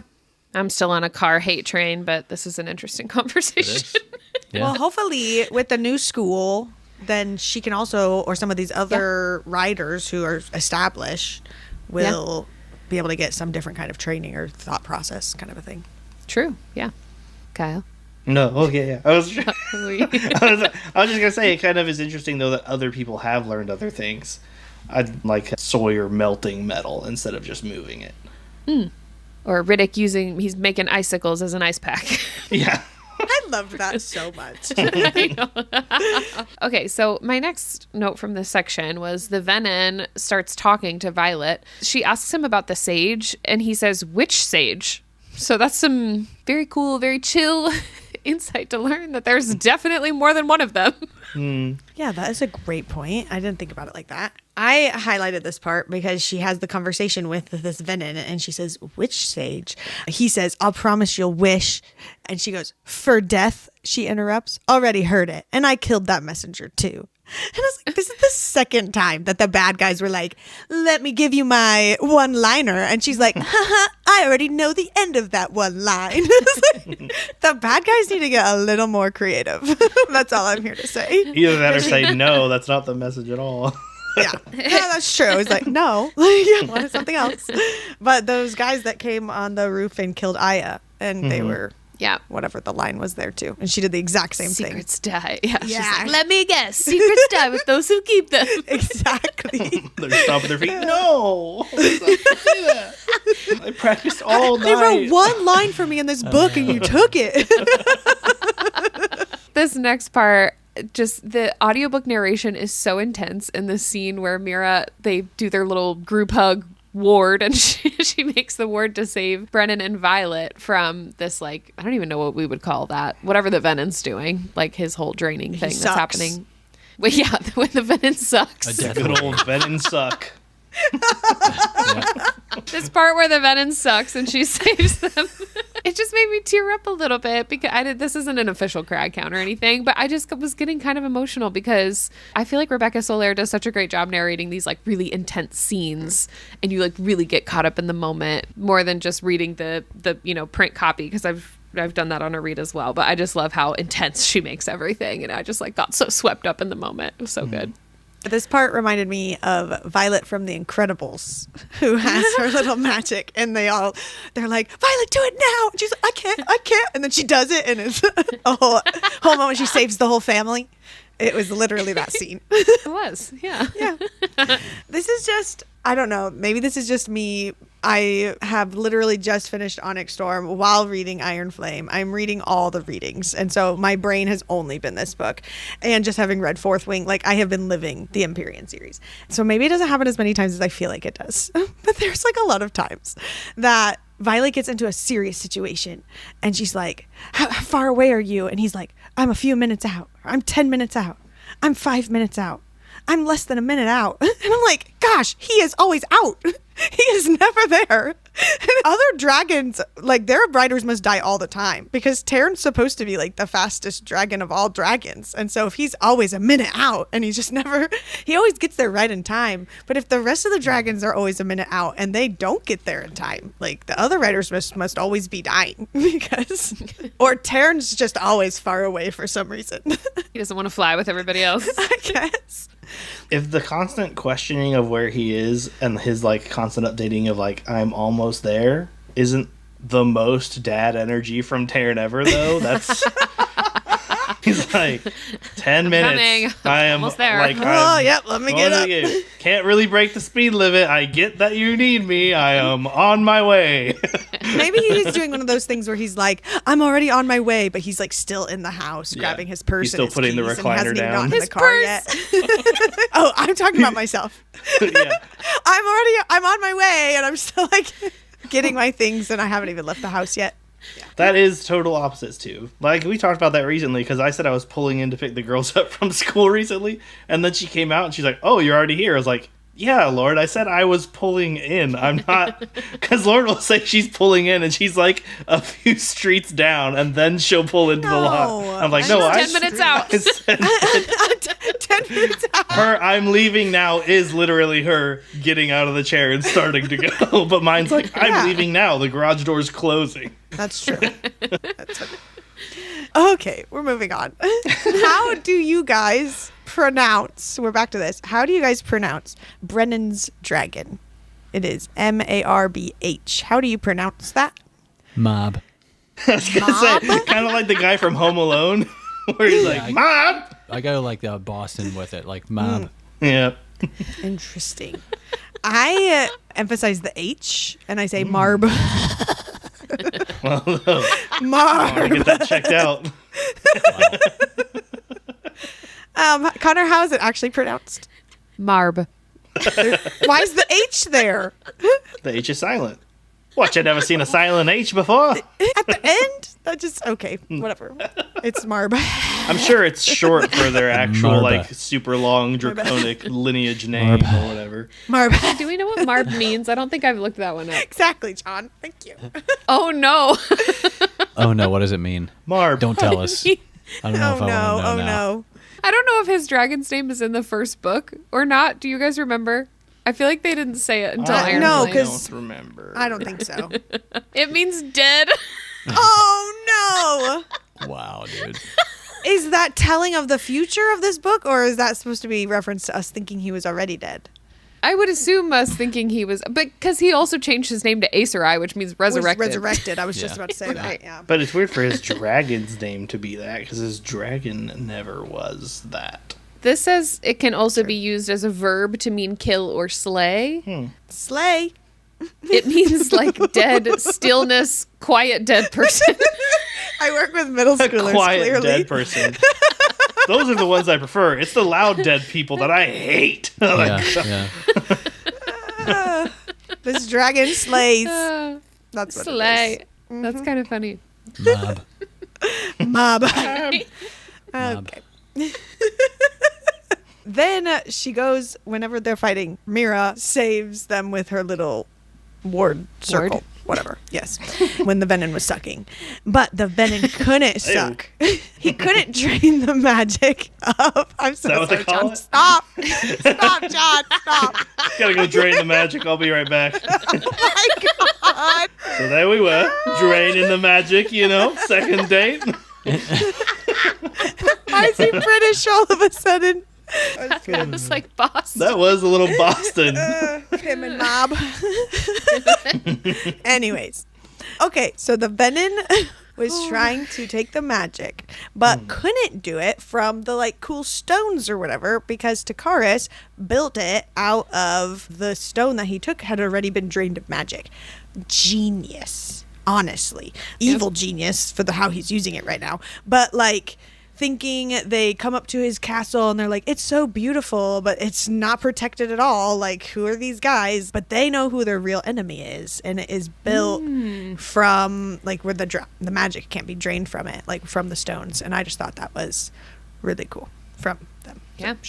It does seem like if that's possible, this could be like a problem that solves itself. Because if you build a whole fortress out of that, the only magic that could be taken is from the people in it. So just use ranged attacks to stop Venom. Also, what's the end game? If Venom drained the entire Earth's magic, then they die. So good job. You did So it. does everybody else, though. Yeah, I mean, like, great. What are you going to do with that, though? You're still dying. Isn't that why they said they're trying to get to the Veil or something like that specifically? Because it would be able to sustain them for a really long time. Yeah, but still. Like they're trying to find the a bigger really long sources time of forever. magic. Yeah, so that they, I guess, I'm sure they're aware that that is an issue potentially of their future. Maybe that's but- the issue that the Venom scribes are hiding from the Venom. Like, there's plenty of magic to go around, guys. Whoa, there's so much. Venom scribes. I'm dying. That's amazing. Well, and then Takaris' jaw flexes. Welcome to the drinking game, Takaris. Cheers. John, take a drink. Thank you. You almost lost the game. I did almost lose. And now everyone listening has lost the game. Oh, I knew someone was going to. I clearly teach middle schoolers to remember. Is that still a thing with new middle schoolers? Yes, all the Golly. time. It is an all the time thing. Man. Anyways. and my note here, this is when they are into negotiations with Takaris. They're talking about the luminary and getting weapons for him and all this stuff. And then he suggests taking all the flyers that he saved. You know, it won't help the flyers stay safe here in the South, not when they want to fight. And who better to teach the flyers how to kill Wyvern than dragon riders? He's like going through all this stuff. And it's just like, train with Griffin flyers, take Cat back to Risha. She says, I would rather face down a dozen Venom unarmed without Taryn or Andarna. I was just thinking, like, this is such a spicy deal. Like, oh my gosh. I mean, really just having to take Cat back is the worst. So Oh my gosh. so him just like adding these couple things on, like, oh yeah, Sure. like, sure, you'll get your luminary if you like do all this stuff. And I'm just like, oof. He knows how to Yeah. play the game. Yeah, maybe he was just trying to get rid of Kat since everyone hates her. Yeah. Yup. He's like, That's so valid. my emotions have been heightened for too long. Get her out of here. I kind of thought that though about all of them. He's like, I got 100 children living. Yeah. 100 young people. Please take them away. Like, Get him out of here. In this rare palace with all of my very rare, precious Yep. things. Like, yeah. Then we close out this chapter 2 as a muscle in Zayden's jaw flexes. Cheers. A lot of that in this section. So, chapter 43. I'm just so glad that Sloane is finally, very slowly, starting to come around to Violet because of Liam's letters. This is what we were hoping for at the beginning of Iron Flame, and I'm just glad it's finally happening. well, and also from her letters, we learned that Liam hates Kat, which I mentioned earlier, and I trust Liam. And so if Liam hates Kat, I'm there. I understand. Same. Yes, sir, Liam. Whatever you say. Second. Yep, exactly. We learned that Violet says, it doesn't matter how many times I explained that Dane didn't understand the consequences of stealing my memories, Sloane still despises him. So, first of all, Violet is trying to forgive Dane, or has forgiven Dane, because she's trying to like convince Sloane that he's not so bad, kind of a thing. And at first I was like, why does Sloane care about this? But then I was like, oh yeah, because Liam died because of that stolen memory. So that Yep. that makes sense. Yeah, that's fair. I feel like it's a lot more fair for her to hate Dane than to hate Violet. Yep. I just was laughing at this whole exchange where they're going through the Madaro Pass and they're talking about like all the differences between Cliffsbane and Basgiath. I can't remember which flyer says this now. Is it Marin? One of the flyers says, and before you ask, it's you all who are the weird ones killing cadets on your conscription day. Yep. And then Sloane even corrects her after that. And she's like, actually, they're not cadets until after they cross the parapet. They're just candidates. Yeah. But it is interesting that Violet's like, I take a minute to let that settle. Like she's realizing, oh, wait, Yeah. That probably isn't it, because she's basically wiring her brain to all the weird Yeah. things she's been told is correct. And it's probably Yeah. not Yeah, the right it way was to go kind of about funny. it. Them all just being like, yeah, if we miss, we just swim to shore and try again. And everyone was like, what? You swim You don't to die? shore? She's like, how many people like wash up on the shore dead or whatever? And they're like, she's like, none. What you just You just fall in the about? water and swim away. It's only like 30 feet up. Like, hold on a second. That's so good. So then we get this moment where Taryn announces to Violet that a hatchling, like there's been a new hatchling, and they're really concerned about it because it would alert anyone in a 4-mile radius or whatever. But he says the hatchling's choice transforms the valley back into a hatching ground. It changes the magic. And the thing that really caught my attention here was the word choice. I thought it was interesting too, that choice word. I was like, yeah, okay. When hatchlings hatch at the Vale, they don't feel that at Basgiath because there's already a hatching ground, I guess. Yeah, So I would this is assume just so. them feeling the hatching ground being created. They're not. Recreated because it used to be a Yeah. hatching ground. Yes, revived. It's alive. If they're all disappointed by it, it would be kind of like if the hatchling chooses to come out and make the hatching ground to have all the other dragons be like, wow, okay, yeah. What a yeah, choice. Good choice, buddy. Yeah, great. Kyle, we're gonna name you Chad. Oh wow! They're all like, that's a choice. Yeah, way to go. This hatched hatchling's right now. choice transformed. Well, yeah. Are you questioning the choice to turn it into a hatching ground, like once it's hatched, or the choice to actually hatch? Well, it makes it sound like the choice to hatch. Like, Yeah, I think so. I don't think it would know where it is. Maybe it does, but right? Like, do they have some kind of awareness before they I hatch? guess Like, Here, when it you're did- in an egg, yeah, I mean, it kind of depends on, I guess. how thick is First the of shell? all, like, ugh, Chad's still here. I'm not coming out yet.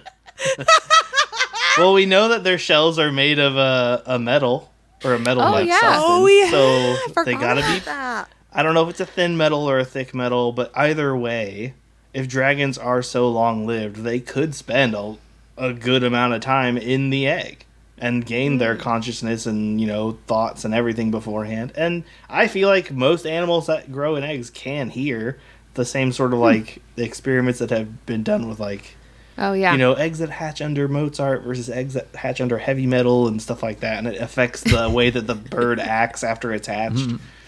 They come out with a mohawk, and one comes out with like a wig, Like the kind of white the curly white hair. powdered wig. Well, it was weird because the ones that listened to Mozart were like normal chickens, and the ones that listened to death metal were deaf. It was kind of weird. That just because the loud music was It's like blasted. opposite. Huh. So they chose. Yeah.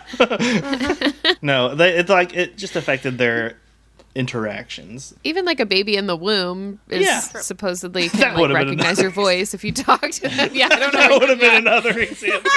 I forgot humans eggs do and that death too. metal. Oh, man. I thought that's where you were going with it. Nope. But he was sticking with the whole egg concept. I Sure. was. Yeah, of I was course. sticking with eggs. So yeah, it just depends on how long a dragon remains a yolk versus a dragon. Yolk. Yeah. What a yolk.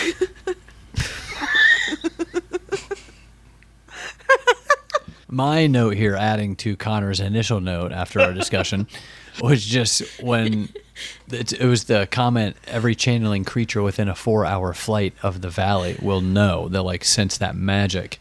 Right here, I was like, so Venom too, if they're that close. And I ended up being right, but Nice. yeah, that was like, wait a minute. I mean, if they're close enough, they'll be able to feel that change. Yeah. Yeah. My next note here, as they're climbing up, shimmying up this little mountain, they're sort of talking about like getting to know each other as they're all exhausted climbing up and, you know, getting exhausted. Marin says, good point, but it's hard to hate Luella. Plus, she bakes really good cake. She'll win Vizia over with butterscotch once we get to Arisha. And I said, will she? Because if you aren't used to being at this altitude, you may be surprised how the baking process is affected by the change in atmosphere. We'll find out later, I guess, if she does. Oh. Luella.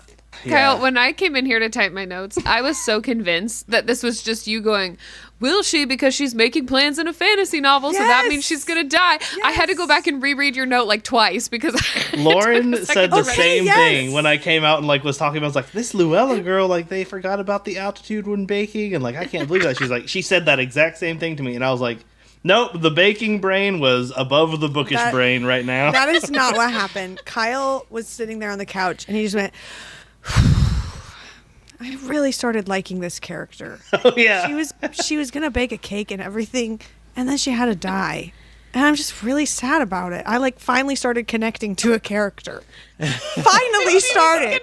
Because she's gonna bake a cake. And then she dies. And then that's when I was like, you don't think her making plans about getting somewhere and that wasn't her like death sentence or whatever you say? That's when that came up. But he literally was like so sad. And then later that night, I was reading, and I was just like, he came into the room or whatever, and he was like, where are you at? And I was like, Luella's about to die. And he just went, and walked out of the room all sad. Like, it really got to him. yeah. He really I had a didn't- moment with Luella. I maybe didn't think about it because she wasn't the one making plans. Maybe someone else was True. saying like, Yeah. yeah, she'll bake you a cake when you get there. Which also, if I was Luella, I'd look down and be like, no, I'm not. I like, you can't just sign me up for making cakes. for people not? I hate. Yeah, Make me cake, Kyle. I'll make you cake, but I like people saying like, whoa, you should make a dozen cupcakes for this work thing. And I'd be like, oh, but I also shouldn't. I'll just get them at Walmart because I don't like you. I like you enough to get cupcakes, but not make them myself. Yeah, I like right. me enough Sick to burn, want a Kyle. cupcake at this meeting, but I don't like you enough to make them myself. But I know I'm gonna need one. So yes, Oh my gosh. Well, speaking of, I guess this isn't an official death sentence, but I got so nervous for Vizia here because of what she says. And I like really thought that Vizia was going to die in this scene because she says she either makes it or she doesn't, just like Parapet. And she's like, she's tying her hair back and she's like, I'll go first. And I was like, oh no, this is giving Orally at Gauntlet all over again. Like I was so nervous that she was going to be like, I'll go first and then just like fall off the cliff. I was like really convinced that was about to happen. Step on a rock, roll her ankle. She's just, Yeah. she gone. But she's fine. The same spot with Vizia, they're trying to like get over this trap that wasn't set or whatever because they don't know where the arrows are coming from. And Violet starts trying to think of a plan to help herself and Llewellyn get over. And Dane goes, what are you thinking? Dane asks. Don't tell me nothing. you have those little lines between your eyebrows. And I was like, Don't tell me nothing. don't tell me nothing. And I was like, why, Dane? Why are we talking like that? And I just kind of didn't like him a little bit more because he said that. But anyways, He meant... don't tell me nothing. He meant, what are you thinking? Don't tell me nothing. Like, don't tell me you're thinking nothing. No, he said, don't tell me nothing. I don't want to know. And look, when I typed it into this Google document we use for the script, it has those little blue line under it because it knows it's grammatically incorrect and it wants me to change it. No, don't. Whoever just did that, that's changing it. See, look, and it wants me to change it to the word anything because don't tell me anything is the proper sentence. Well, I copied straight from the book. I know. So that's an editing issue. Yeah, it is. Don't tell me nothing. Or that's just how Dane's speaking. Which is, again, a reason I don't like him a little bit more. Because he has that sort of speech pattern. Yes. Well, he couldn't say, don't say nothing. That would have been worse. Say something. Or he could just say, what are you thinking? Tell me. Why don't you tell me the information? I can tell you're thinking of something. When you write a book, you can write it however you want Yeah. to. These are three separate thoughts that Dane is saying. He's saying, what are you thinking? Don't tell me nothing. And, ooh, you have those little eyes between your eyebrows.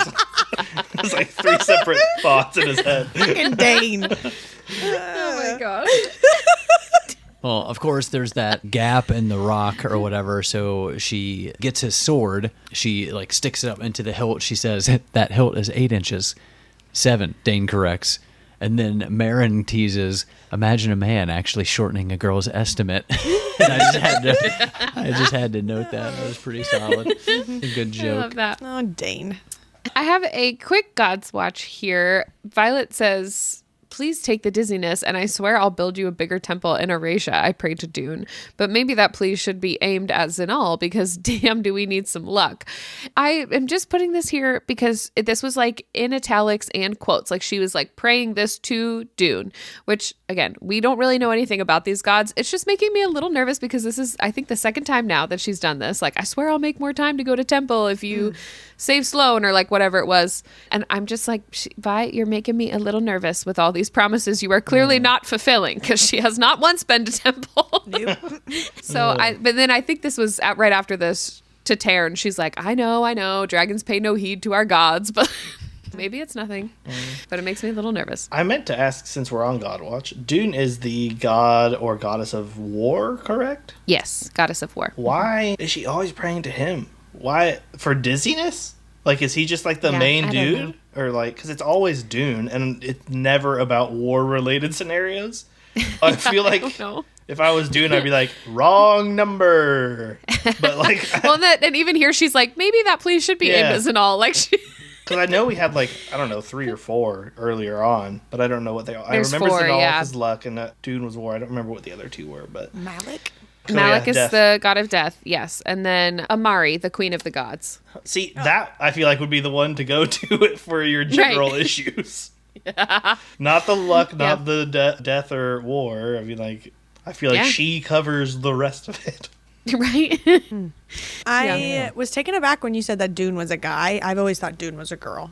It is a goddess. That's what I said. Okay. I said god or goddess. I couldn't remember which one it was. Yeah. Okay. Because you were just like, because he said, and I was just like, is Dune a guy? But Dune's a Maybe girl? it's because every time I see Dune, I think of whatever his face is from the movie Dune. Timothy Chalamet. Timothy Chalamet, yeah. Timothy Shimley. That's who I picture as this god of war. The god of war is Timothy Chalamet. Specifically in Dune, not like Willy Wonka Timothy Chalamet. Just specifically his Dune character. That's amazing. That's great. I'm here for it. Yep. Okay, the chapter ends with Luella. Wow. With Luella tripping the thing or falling, and Vistia falling, and they have to save everybody, and all the things are happening, and it's action, action, action. And then Violet turns around and says, but all I see is Riddick staggering backward toward the wall with 2 arrows piercing his side of his abdomen. I'm all right. He nods quickly, glancing down at the arrows with blood trickling down his mouth. And I highlighted this, and just my comment in all capital letters says, Rebecca, leave this man alone. is touch off him. limit. Seriously. It is not okay. 44, chapter 44. But she slips farther, and Sibby's beak closes on nothing as she loses her grip and falls, the clouds swallowing her whole. And I just wrote, R.I.P. Luella. I hope you can still bake at heaven's altitude. My only hope is asking to be shown the body, because it worked last time. Oh my God. Show back up. Heaven's altitude. I almost spit out my drink. Making cake for Malik. Yeah. I mean, with that, though, we're really only due, like, one more major death in the book. Is she a major death? We met her this two No, chapters she's not. ago. She's not a major death, but if it's following She is the for same, Kyle. Like, yeah, that's true. She is. Hit hard. Well, no, if it's following the same like patterns as Fourth Wing's death, then there should be one more major character death, and then we're good. Stop wishing for that. I'm not wishing for it. I'm just. That's what happened in Fourth Wing. We had deaths happening at the same time in each book. And this one aligns with... In each book, a.k.a. just the one that you... Just the one. But the fact that everyone has been the same, it's been like around the same age count that we've had like... No, Iron Flame's a lot longer. Well, I mean like around the same... I don't know. Percentage, I guess? Yeah. Percentage that it happened. Would be a better word. This is the same percentage around that like Jack died. Also by falling. Also is not actually dead is what you're trying to say. Also is not her body. actually dead, Oh. yeah. And then like But before that, there her was, griffin dies. That's true. Yeah. That's fair. That's very fair. Yeah. Well... But I mean, before that, it was like...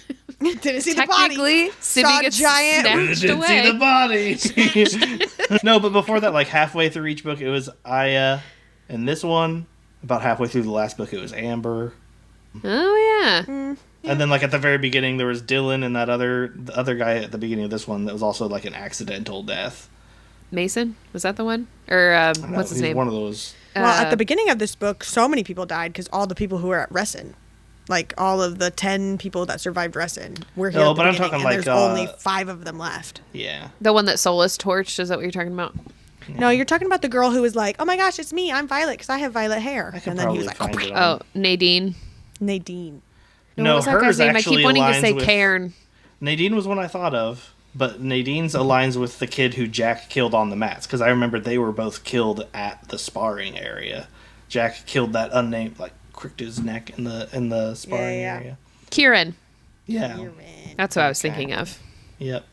And then Early and the guy who, when they were in the forest, that got incinerated by Jack's dragon. Yeah, that was like the same-ish way through. Okay. All right.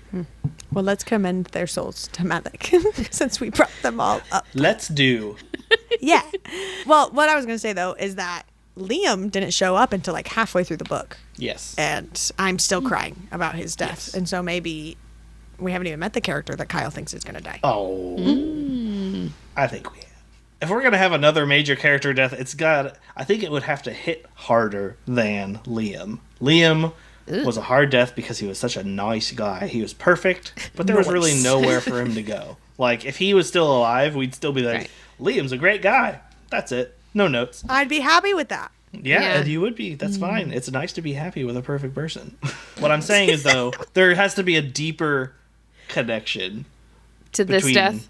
Yeah, to this one. I think it would This be hypothetical death. That's This coming. Yeah, hypothetical. that he's calling, I guess. When the Liam episode came out, and so people were like DMing us about Yeah. Liam's death or whatever, and someone had said, and I'm so sorry, I don't remember who sent this, but someone had messaged us where they had seen Rebecca Yarros have an interview talking about Liam's death, and she was like, Liam just didn't have any growth, like he had nowhere else to grow, and Oh, somebody's yeah. comment was like, he could have grown older.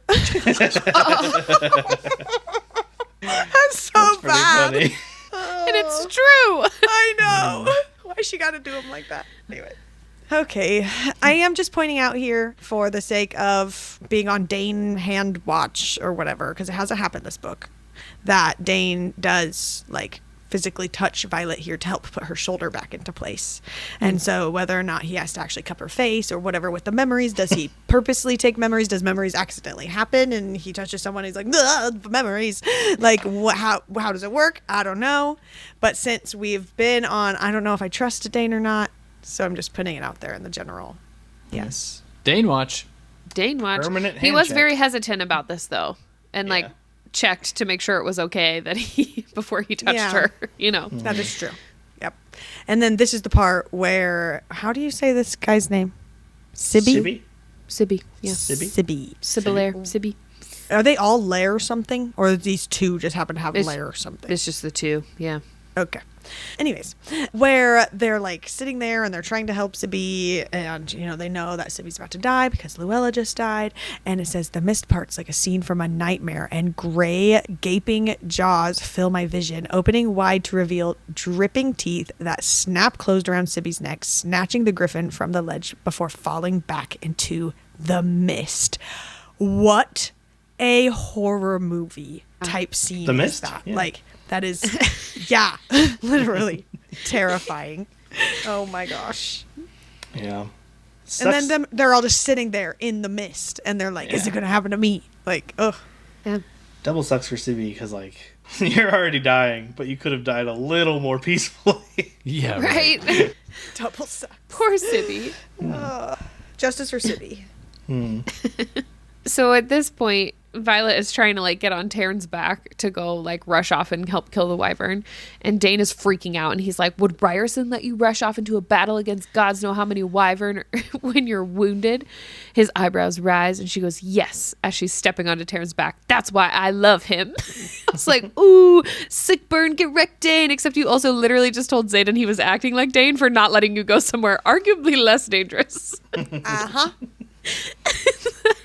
Yep. That part just made me laugh. And then this is Violet's POV about her makeshift sling. I reach for the buckle of Dane's belt, and I laughed so hard here because this is what I was talking about, where before Iron Flame came out, this was the teaser line that Rebecca gave everyone, that she was reaching for Dane's belt buckle, and everybody started screaming. So when I actually read this in context for the first time, I just busted out laughing. Yeah. So Rebecca got us all so good with that one. that was so dirty. Oh, but then this is the part I referenced earlier where Violet says, thank you, Zanal. And then to Taryn, she goes, I know. Dragons pay no heed to our gods. And Taryn snorts. But I was like, you're really talking to these gods a lot, girl. Just This is whenever they're fighting the wyvern, and she's like gearing up all her power, and she's going to do the things, and she says, I am power, and power is me. And I just went, I feel like I need a poem here. John? On it. And I read. In the mist where echoes weep, where fog lies thick, where wyverns creep. They came so fast, could hardly see. I am power, and power is me. Vi summons Taryn, their rage of fire, muscles tense with fierce desire. Electric hums beneath her skin, their search for cunning wyvern begins. Through the fog, keeping watchful eye, when not one but two of those devils zoom by. The fog is thick, they ascend quickly. I am power, and power is me. An idea forms from the wyvern's creation. Vi knows how to wreak havoc and devastation. Not just alive, they're created, of course, and to their bodies dark energy forced. They act as bait flying back in the mist, so the wyverns will follow, not able to resist. The giant black dragon and his rider atop, they'll come for them, won't be able to stop. The wyverns make chase, the dumb hungry beasts, Taryn dips and dodges, Vi barely keeping her seat. They fly out of sight, but the wyverns remain in the dense fog, which will end in their pain. They break through the clouds, and Vi throws her arms wide. She aims lightning down, it's happy to abide. The lightning erupts, branching out like a web, drawn to the energy of the wyverns now ebb. Vi closes her power as they descend toward the ground, checking for any more wyverns around. There are not only 2, but 4 dead they can see. I am power, and power is me. wow. That was beautiful. Oh, yeah, snaps. Yeah. For sure. Amazing, good. John. Thank you. My next note, I just wanted to take a moment to talk about how sick it was that she just slayed 4 venom at once with this lightning cloud sequence. But this poem, I feel like, really did it justice. Yeah. I'm just like living for her exploration of power in this book, between this and then killing the venom by striking the water on the ground just a few days ago. I'm excited for like what all she can do by the end of the series. Yep, I'm with it. After they do kill the wyvern, they're going back and they're landing in Arisha with everyone. And Taryn just lands. He's just like, here I am. And she's like, you could have crushed someone. And he's like, could have, but alas, they moved. So funny. And then that's it. We're at the end of this chapter section. It ends with Brennan having the book that they're reading. And I was really annoyed that he didn't let Violet read it. Like, she's the main character. Let the girl read the book. Oh. Like, I'm just saying. Sorry. Brennan, hello. Right? I forgot. They realize that the Venom know that they're there because that magic surge went out and their collective brain thing. And my note to that was just done, done, done. And that's it. That's the end of the section. Yeah, so this is our little stopping point for some reflection. Jon, Kyle, what are your overall thoughts at this 63%-ish point in the book? All great stuff. Still really loving it. What a sex scene at the beginning. I mean, truly. Oh, wow. And give it up for the dresses for the ladies at Takaris' dinner, Oh, okay? yeah. Hello. Hello. Cue animated eye bulge. Awooga.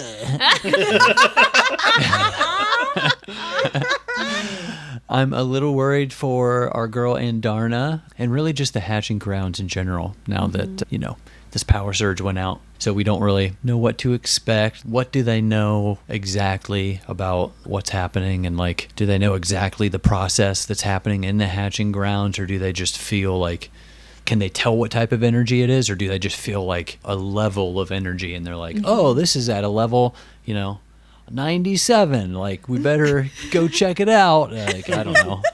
They got a little seismology scale going on. Yeah, they got a thing that measures earthquakes, but it's power. They're like, look at this. It's shaking like crazy. They're like, we gotta go. Oh my God. We got a live one. Literally. Magnitude 8.7. Yeah, I'm still along for the ride. I think it's way more obvious now than it ever was who we should and shouldn't like. But maybe we're just past the portion of the story that involves political misinformation, misdirection, intrigue sort of thing. Either way, good intro to part 2. Looking forward to more new segments from the first years that came along. Because I would like to see that sort of thing. Yeah. Especially Sloan since they're in a and different Arik area. and- Yeah, they're in a different area that's never been part of the college, and signets are what you need. So they need a ton of different things. Oh, yeah. Good point. Yeah. All right. What are your thoughts on current characters? Who are your current faves or least faves? Zayden and Violet back at it again. Hey-o. All right. The old Zayden Violet mess around. Riddick continues to climb to the top for me. He even took some arrows to the gut, and he's still kicking. I love it. Still waiting for Arik to come in, in a big way. Speaking of signets, I'll be excited to see especially what him and Sloan get as their signet, so that'll be fun. I'm super pumped to see the professors in action, actually, because I assume that it won't be long before we see everybody in battle. We got the assembly, who 2 or 3 of them are the most powerful that we've seen, and then just Devera, and I don't even know who else came with them, but got some professors, they got some higher ups, leadership. I liken it to seeing some of from Harry Potter. When you see some of the grown-ups in, is it the first Deathly Hallows? Oh, the Order of the Phoenix? What are they called? The Aurors? The Aurors, yeah. When you see some of the Aurors finally get into battle and stuff, that's how I kind of imagine that feeling will be. It's nice. Heck yeah, they're into the fold now. They have no in with the students. I mean, they can't separate them now because of where they are in the story. They're going to be battling with students and stuff. So that'd be pretty cool. Nice. Yep. I'm excited I for like that. it.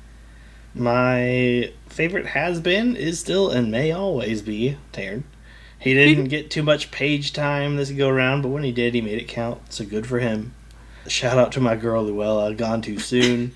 This Jess. Oh my God. He loved her so much, guys. I can't tell you how sad he was. It was so much. This death is objectively the worst in the series so far, and if you disagree, you're wrong, and I'll pray for you. Just because To the girl Dune, can probably. Just because she can bake butterscotch cake, you kidding Got me? that cake. Yeah, she does. What are your thoughts and theories now that we've started part 2 going to the end of the book? Initially, I was I don't even know for this one. My mind was blank on theories, but they started to roll in. I foresee Cat and Violet possibly coming to blows. I can see that happening. Or maybe Violet saves her from something, so she stops, being such a freaking bee.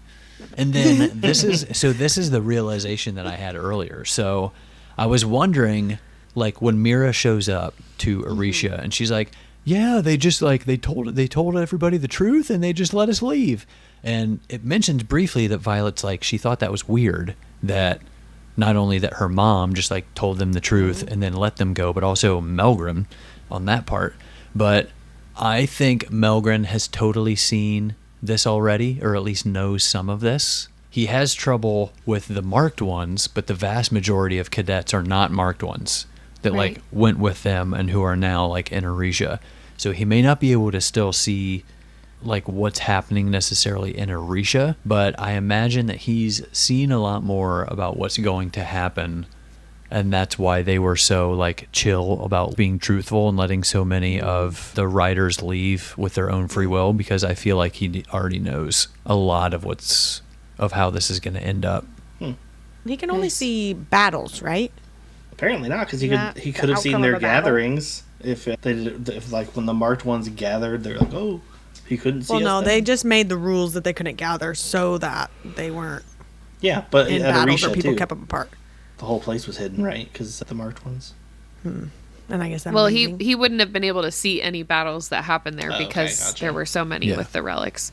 Yeah, I was just thinking because they could have let them go, all the non-marked ones like Mira and them, and then he could see where they go, kind of a thing. Like, But I mean, yeah, if they head or something. he sees a giant battle with like a bunch of riders and dragons fighting alongside griffins and flyers against Venom, then he's like, okay, well there's obviously a situation that comes about where flyers and riders are working together in some capacity, and now he sees this happening and he's like, well, okay, yeah, just let them go. They're not going to win anyway, or something. Even It if also what makes me happened wonder- on the cliffs of Drayler would be considered a battle that he could have That's seen. what I was just about to say. Oh, Like her with the wow. venom. I know. 'Cause there Look at us, weren't because any- only Same Zayden was there, and it has I to was be gonna say, 3 or more. Exactly. Yep. Yeah. Yep. That's what I'm saying. Because we're 3 or more gathered. There is Melgren also. That was funny. Sorry, John. Sorry. That's right. He's definitely seen some stuff, and I can almost see this being like a. I guess he's not the bad guy, I guess, yet. Anyway, Like the big bad. yeah, but I could almost see this developing into like, gosh, Throne of Glass. What's the main bad dude? Voldemort. Erewhon? Thank you, Lauren. Erewhon. What Thank you. is wrong with you? You were just talking about Harry Potter. I literally said from Throne of Glass. All right, Lauren, thanks. You're welcome. I got you. Sheesh. I could see this being an Erewhon thing where like there starts to be a little buildup of him being the bad guy, and then it's like him as the actual bad guy kind of toward the end is like Womp womp. falls short a little bit. There's like something else going on. I could see that kind of happening. But Part of me Yeah. wonders if the reason Taryn was quiet when they're like, can he take him? You know, can he take Coda? Yeah. And then he's quiet is maybe because like him and Coda are like best friends. And he's just like, I'm Aw. not going to be Ooh, fighting my best friend. You know what I mean? Like he's Besties. just faking it or something. You know? I like that. I like the idea that Melgren's actually secretly a good guy the whole time. I don't know that that will be the truth. I but, don't like, think that. You know what I mean? And so like Taryn knows that he wouldn't be fighting Melgren, you know, and that's why he didn't say Interesting. anything. Okay, Instead okay. of him being like too scared. Maybe that's me just trying to like be okay that Taryn said nothing. When it kind of freaks me out, but whatever. I was gonna say, would it be crazy if Melgren was like, he saw all these future battles or whatever, and he knows, you know, eventually, oh yeah, the rebellion's gonna win it out, and maybe he's just so good at shielding himself so that his thoughts don't get to his dragon that he's like playing that side, even though his dragon disagrees and is saying like, no, we got to stay the course, keep fooling all these people. And Melgren just has them like blocked out. I'll use my signet. I'm going to run the college. I'm going to make my dragon think I'm doing it the way they want it to be done. But when it comes down to it, See, I think the opposite. I think Melgren is a bad guy and his dragon is on the side of the rebellion. Interesting. Because his dragon obviously knew that his signet was seeing the outcome of battles, and his dragon is the one who created the rebellion relics. So with that, he would have also had to create the stipulation that, like, if people with rebellion relics were gathered, it would interfere with his signet. Yeah. You would think that if they were on the same side, it would have worked in his favor instead of against it. Yeah. I always thought that was an accident. Like, I always took that as, like, he was just like, relics. Oops. My bad. You can't see those guys. That's how I always took it. I'm saying it jokingly, but I'm being for real. That's how I always thought it was. I've always thought it was an intentional way of his dragon to, like, protect those in the rebellion, because his dragon's on the side of the rebellion and he's not. Yeah, I think someone pitched that here before on the podcast, too, that, like, oh, maybe it was intentional that he did that. That's my current Malgren theory. I almost said Markham. Yeah. We're all in thoughts and theories. Yeah, there you go. So, yeah, my thoughts and theories, I guess, would be that I feel like we still have some grand reveals to come, obviously. Like Violet's new signet with Andarna, new enemies from within Orisha as the Drift joins the community. I feel like some of them maybe a little bit double agent-y. And I put this later, but I didn't think of it till we were in the episode. I'll say it now. I'm kind of wondering if anyone from the college isn't also a double agent. That was like, I don't agree with this, but I'll go and like one of the professors or even one of the students that maybe the professor was like, yeah, go and keep an eye on them or something. I'd be interested if anything like that comes up. Hopefully old enemies, from like Basgiath get to show up. Like Jack, like we mentioned, just disappeared now. Shake things up. I'm hoping Vi gets better at aiming and Riddick gets better at not getting shot. I'm sure we're bound to get a huge cat fight. See what I did there? Once she gets some alone time with Violet, just like John said, they're going to come to blows. Agreed. I'm sure we'll see more progress made on the wards, mainly because I'm sure the first thing they're going to be is like, oops, everyone knows we're here. We definitely need those now. But since the wards we know block all magic aside from dragon magic, I think they'll need to find a way around that for the flyers that are there, because I'm sure they're not going to give up their gifts and minor magics and just be like, oh yeah, sure, just get rid of our innate abilities. But yeah, also the next person to die is... I'm just kidding. I don't know. Surprised you're not giving a call, because you... I was gonna like say like earlier when I was saying someone close to her, like I would be like one of her closer friends or family members, maybe. Probably not Brennan, because he's already died before, and I feel like if he died again, they'd be like, oh no, not Brennan. Well, at least I've already mourned him once. It would feel like for Mira, it'd be like, oh yeah, it was just like a dream. I saw him for like a week and now he's gone again. But for Mira, but he is really helpful with his I guess the only other option is Mom, but she's back at the college, so who knows. I also don't know. There's no one I want to die. Because, like, usually That's a first. I know, honestly. There's usually, like, someone out of the friend group that'd be like, yeah, they can go. But there's not anyone that I'm, feeling that way towards. Like, I like Riddick. I like Ree. Sawyer doesn't do much, but I still don't want him to die. All right. Yeah. All right. Okay. I'm here for it. That takes us to the cry counter. I don't think anyone cried. Connor almost cried. No, got a little teary, but no cries. A little misty. Week. Yeah, a little misty. The mist got to me. She got a goose egg, dragon egg, unhatched. Yep. Like your solid metal, not going to crack? Yep. So what? A metallic eggshell. If he's not going to cry for Luella, I don't think we're going to get him anywhere else. Send me fan art of Luella. With her butterscotch cake. Yeah, send me fan art of Luella's cake, please. She's falling, holding a cake. Oh my! It's an upside down cake. I have a present for you. Upside down cake. Let me just whip it up real quick. Wow. Okay, well, that's a wrap on Empyrean episode 9. Sorry. Next week, we will be chatting about chapters 45 to 56, our penultimate section of Iron Flame. Already? Oh my gosh. Also, every time I hear or say the word penultimate, I think about Gilmore Girls: A Year in the Life, where Colin's opposite Colin, who's like, I thought that just meant like super ultimate. Yeah. Anyway, so if you're watching here on YouTube, please be sure to subscribe so you never miss an episode, and follow us at Between Pages and Friends on Instagram and TikTok for podcast schedules, announcements, behind the scenes, and more book-related nonsense.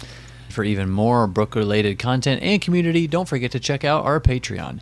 Hit up betweenpagesandfriends.com for the Patreon link, merchity merch, our Amazon storefront full of our must-haves, GoodReads, StoryGraphs, links to all of our TBRs, and more. Until next time, stay wordy, stay dirty, don't stress, and stay blessed.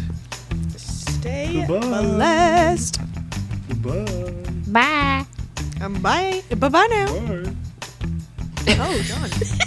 Whoa. Oh, my God. I'm actually really impressed with what just happened. Thanks.